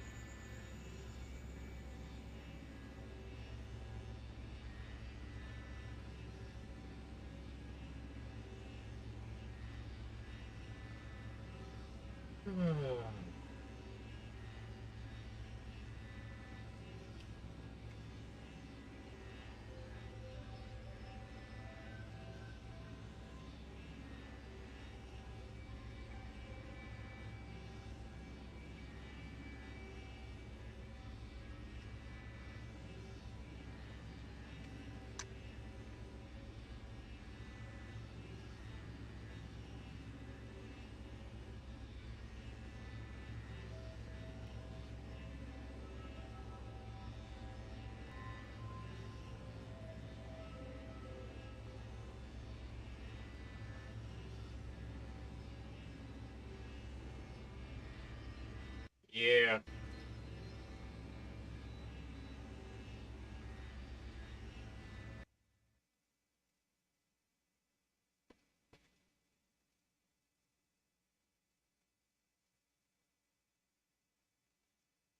Because my last save was when I got onto the space anomaly. So everything I picked up is no longer in inventory. Or collection of blueprints or anything.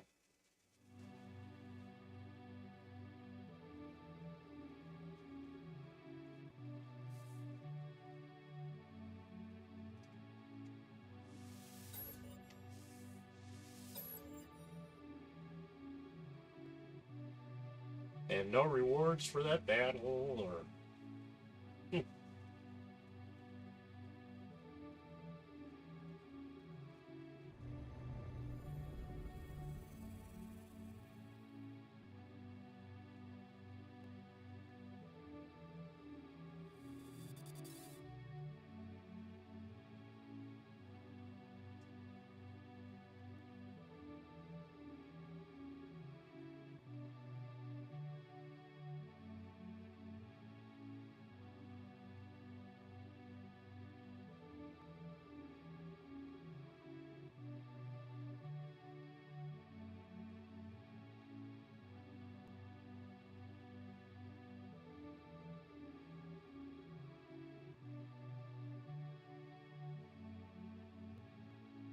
I think that's like the third, maybe the fourth time where I've been going after a pirate and shooting at it never seemed to cause it any damage.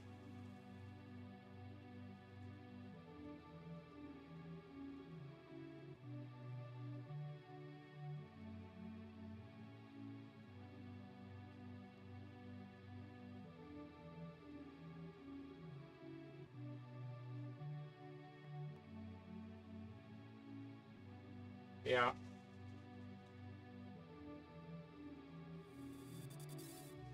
It's one of the reasons I ended up buying the stuff to put together a new PC.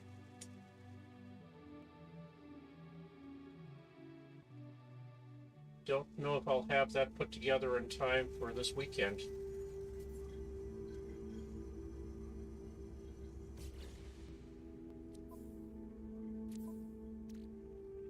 Still have all the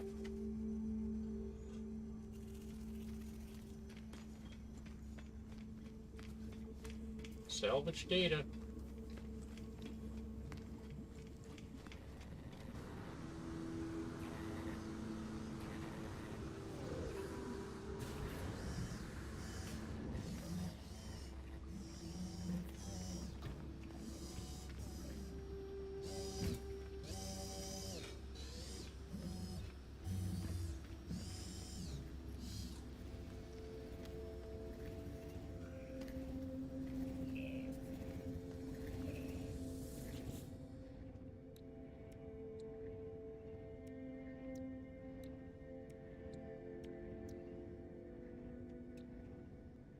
Item received. Item received. Item received. Item received. Item received.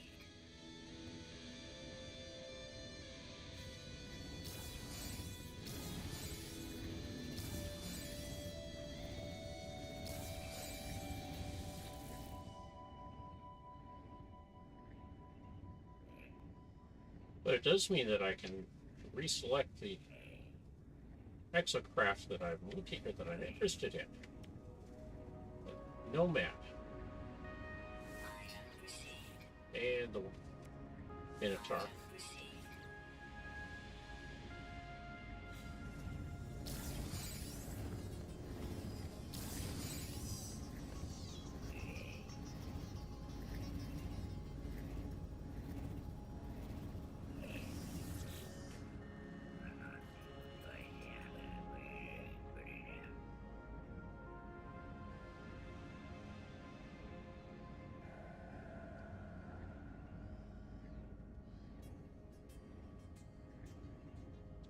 Yep. And honestly, you do not need a high-end uh, graphics card or streaming uh, with a OES.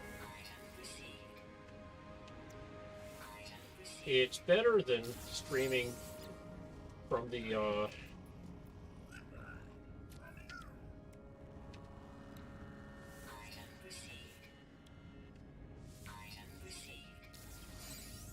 okay. I'm not going to fight with that anymore. But and obviously you can switch over. But if you can pick up a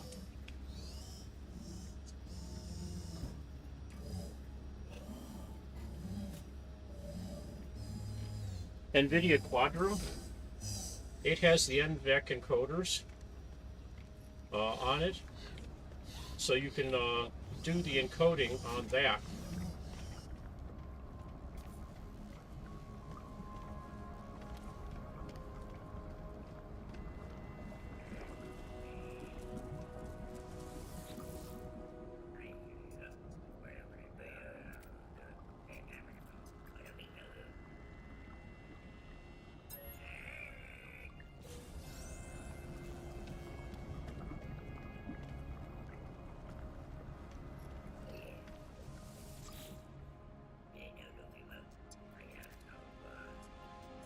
What prompted you to buy it?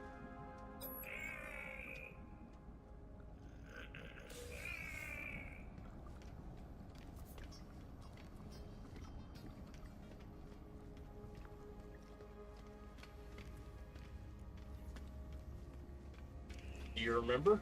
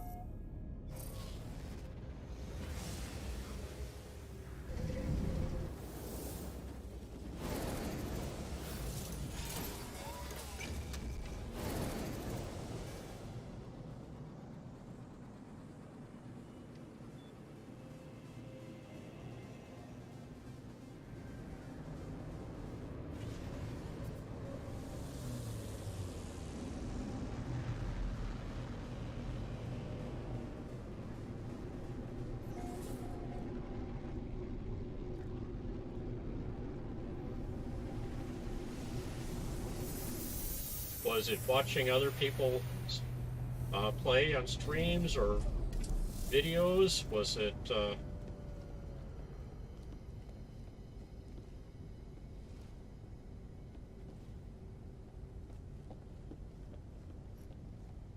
okay?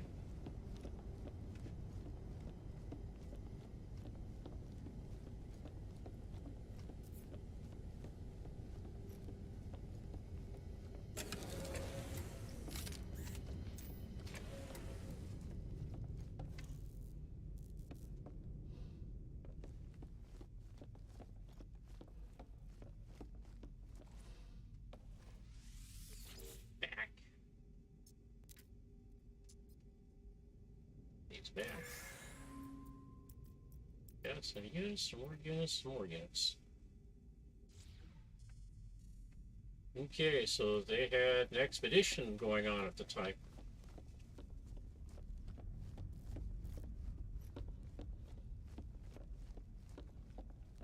At least that's been my experience as to what or when they have the half off sales.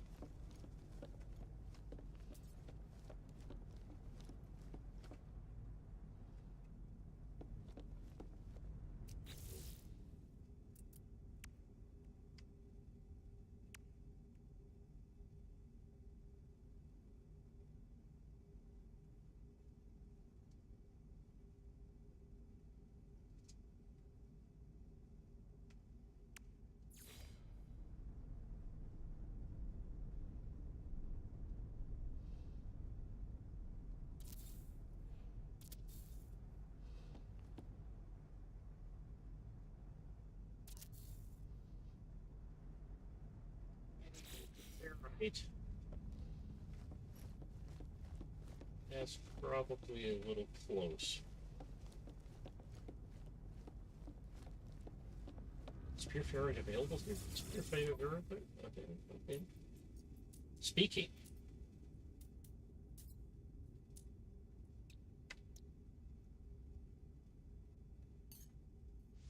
Product received.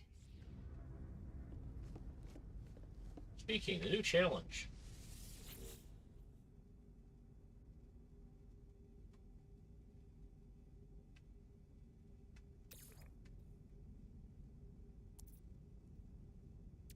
As have I, as have I.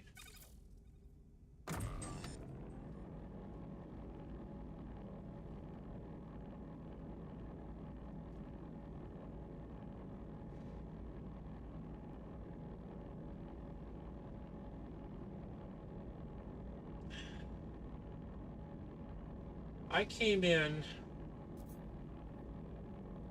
just after, or just about the time they had the release going for Underwater, where the Nautilus submarine was brought into the game. I knew about some of the other exocraft before then, but that was the thing that was the new thing at the time. It wasn't something I was worried about yet because, hey, I mean, it was a brand new game to me. They dropped me on a cold planet and I died 5 times before I got my starship off the ground. At least I found the starship.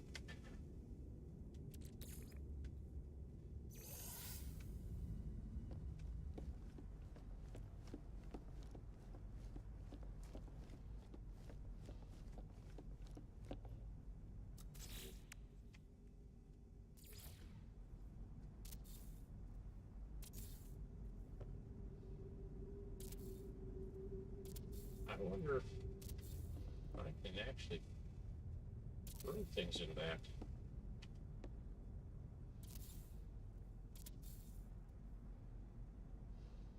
To Pure Ferrite again.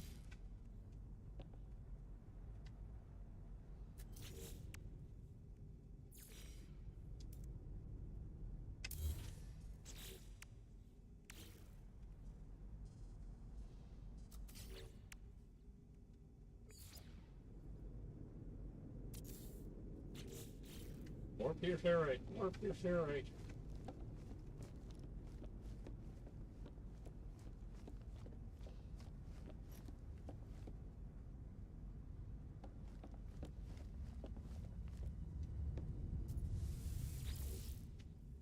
Yeah, the my awareness of the game at all started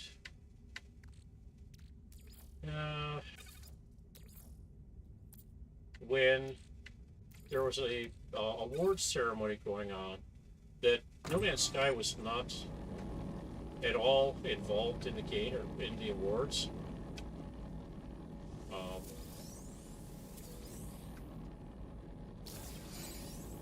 They just after the awards went on, NPR had a tech show where they allowed people to call in, and the question was, a lot of the questions were around what games were people finding absolutely useful as a gaming for gaming.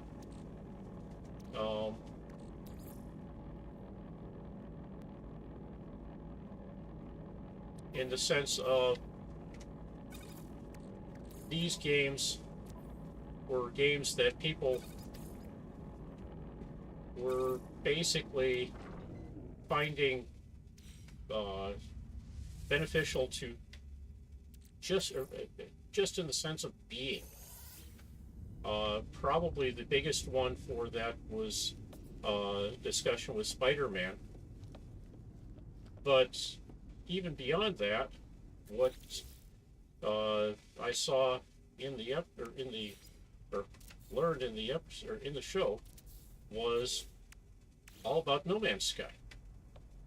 In the sense of people were talking about the game or the system as the game as one that they very much loved playing.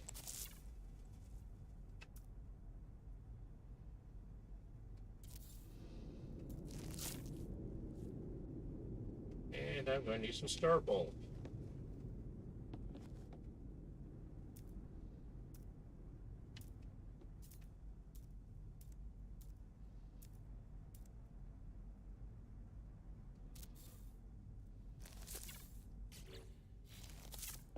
And I need 50 to plant one. I'm going to need at least 8. So I'm going to need 400 Star Bulb.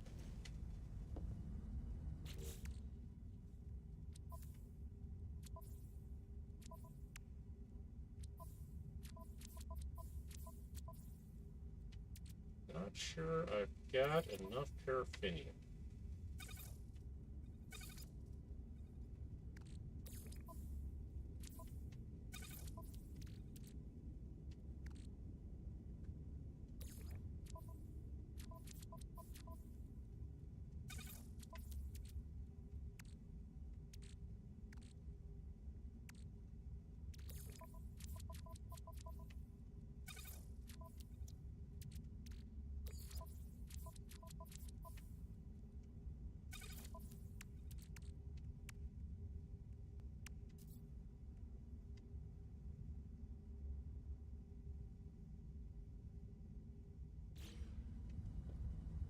But we'll give it a try. So, heated some paraffinium. And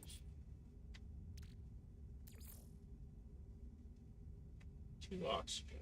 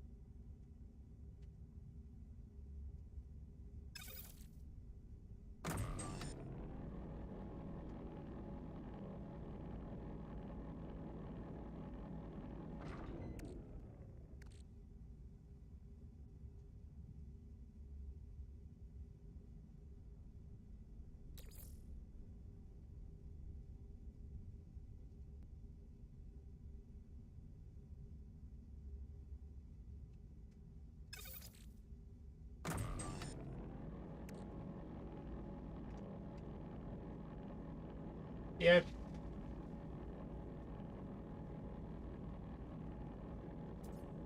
It's kind of hard to say what exactly is the best part about the game for me.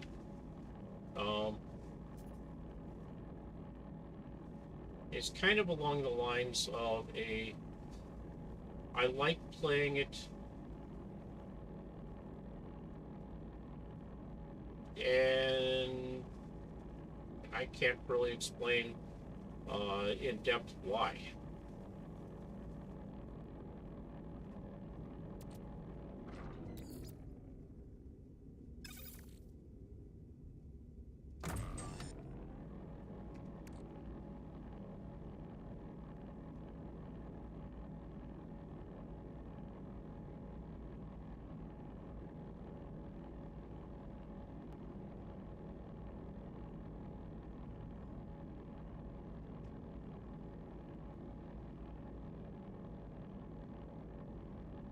No,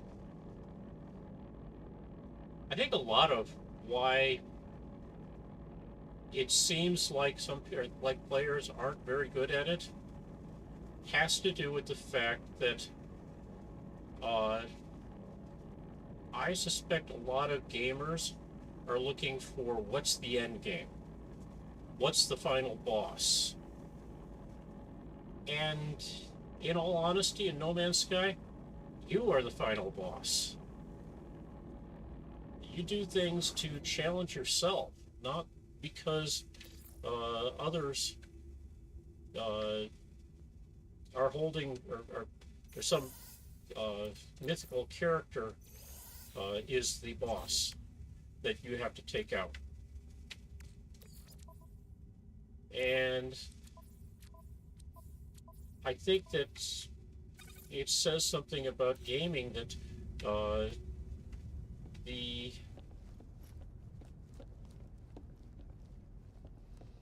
world has, or the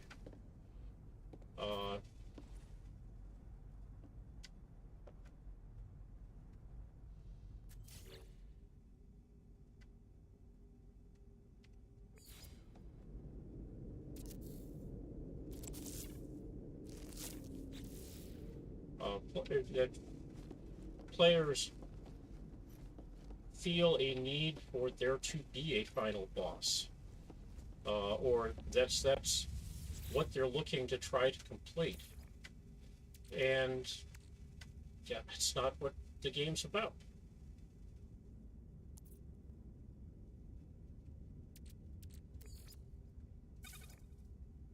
The game is about challenging yourself to do more, to do something better, to do something faster.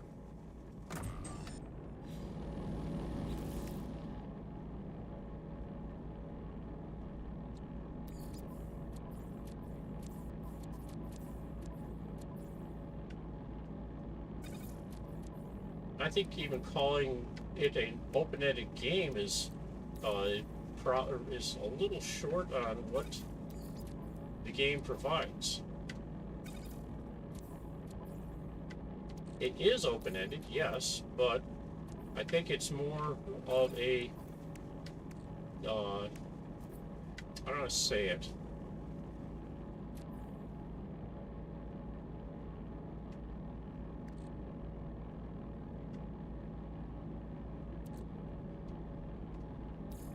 I think it's open by intent, where so much of what we've done or so much of what gaming has involved through the years has been, if you find something is open, it's a surprise. It's like in Ready Player One, the finding that the developer had built in the ability of a player or of somebody going in and collecting the sword to take to a certain spot in the game to find or learn who it was that actually wrote the game, was going outside of the parameters of the game as the players understood it.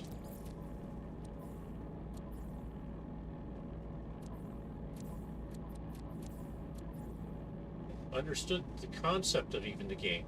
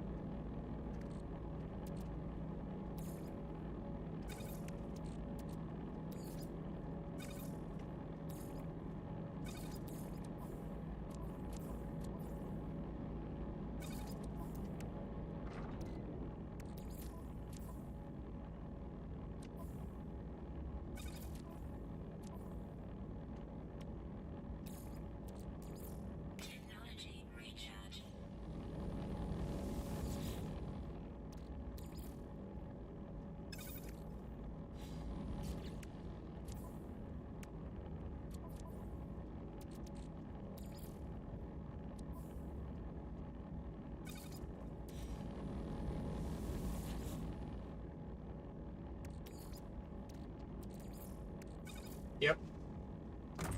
I mean, the number of people who played the game to see how many or how long it would take to find a starship that wasn't the gift starship.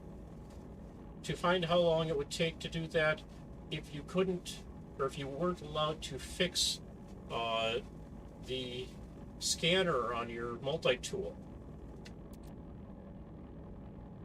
The finding out how long it would take if you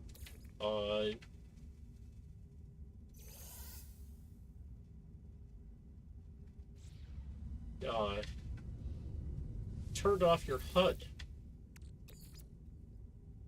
for the game.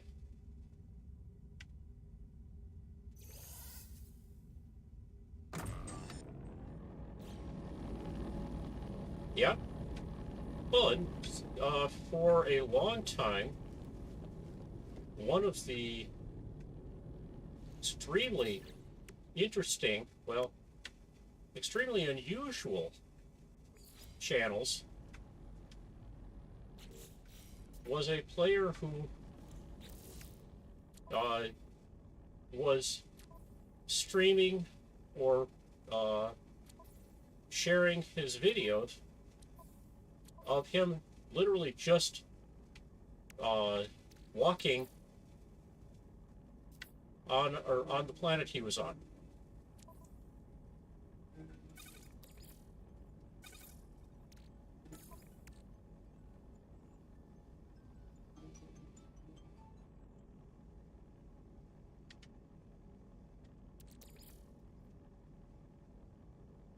Okay, we're going to put those in storage.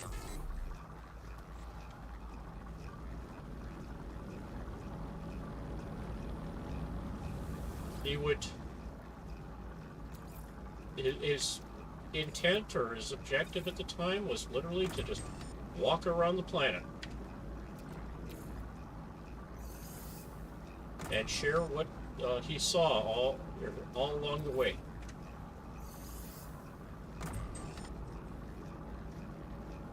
And there's other people who've built arcade games like Skee Ball.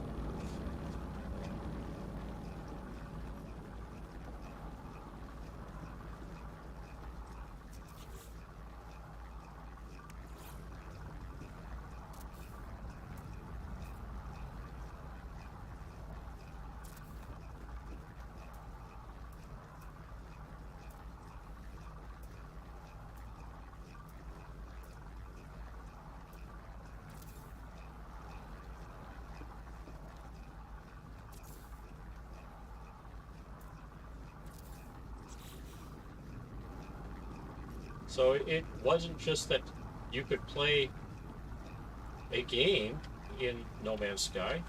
You could play pretty much any game you wanted to in No Man's Sky.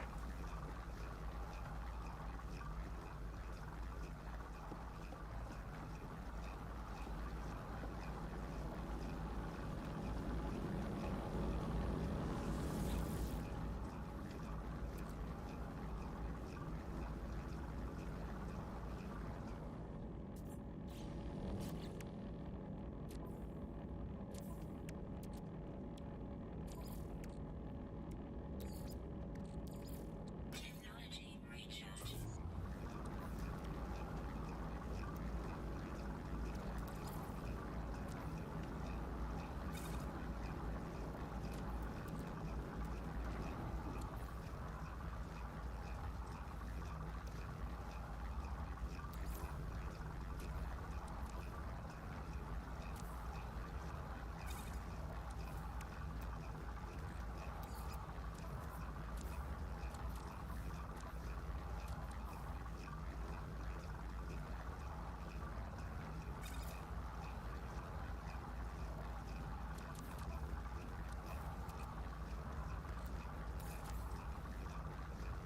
You could easily play games that weren't games outside of the game or outside of No Man's Sky.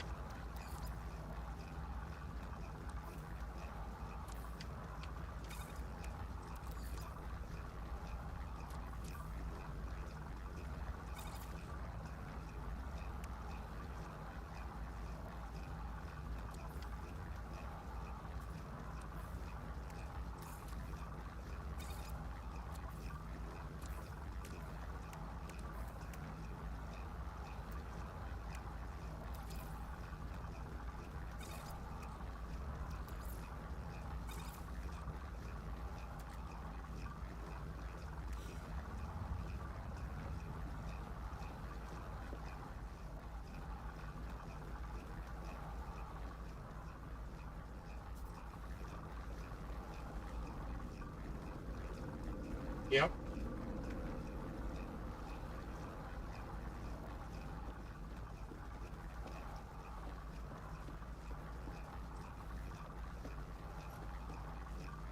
All right.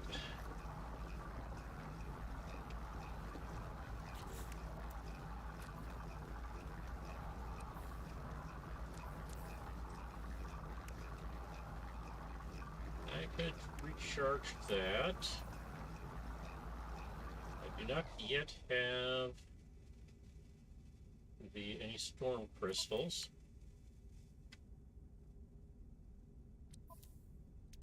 Stack this. Break this.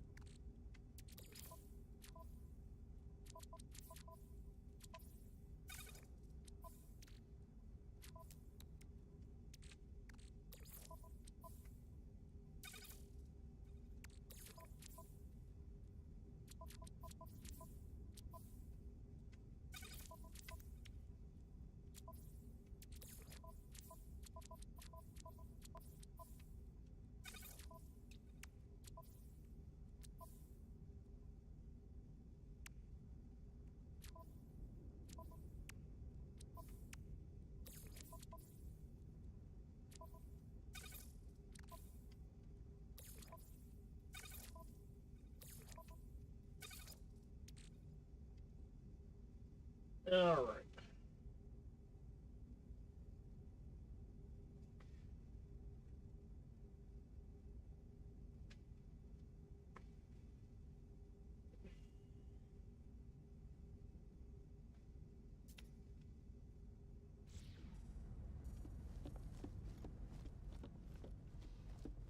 I'm going to need a couple of metal plate, perhaps.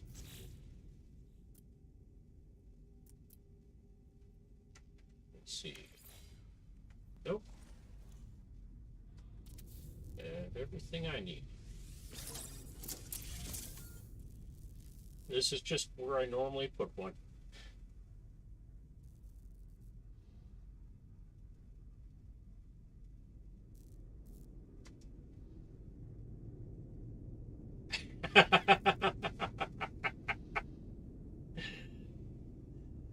And you're quite familiar with why they did that? No? Yeah.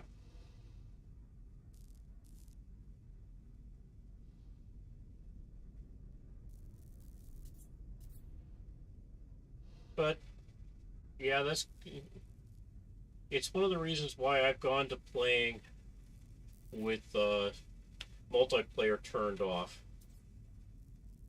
Not that I'm afraid of uh, getting anything strange from strangers.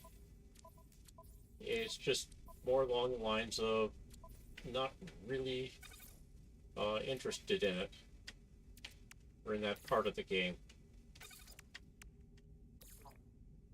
More than happy to let people enjoy themselves play it or do that, but it's not something I'm chasing.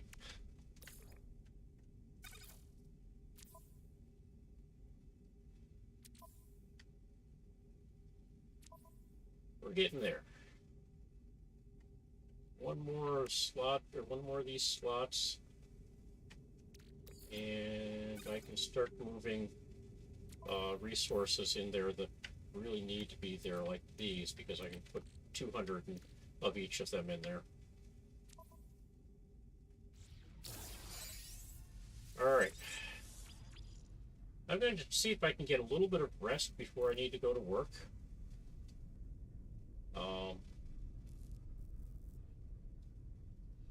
It's kind of getting close to that time of day, so I will be back again on Sunday. And we will see if I have a new game set up for a new platform. If I do, who knows? Maybe it'll look better. We shall see. Or I may still be on this same old hardware, running along. We'll see. Thanks, Richard. I wish you a good evening and a great day, great weekend.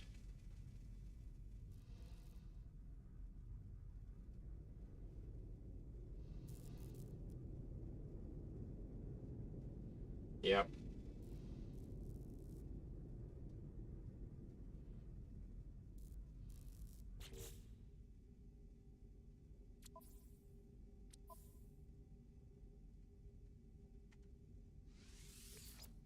How much time do we have in this save?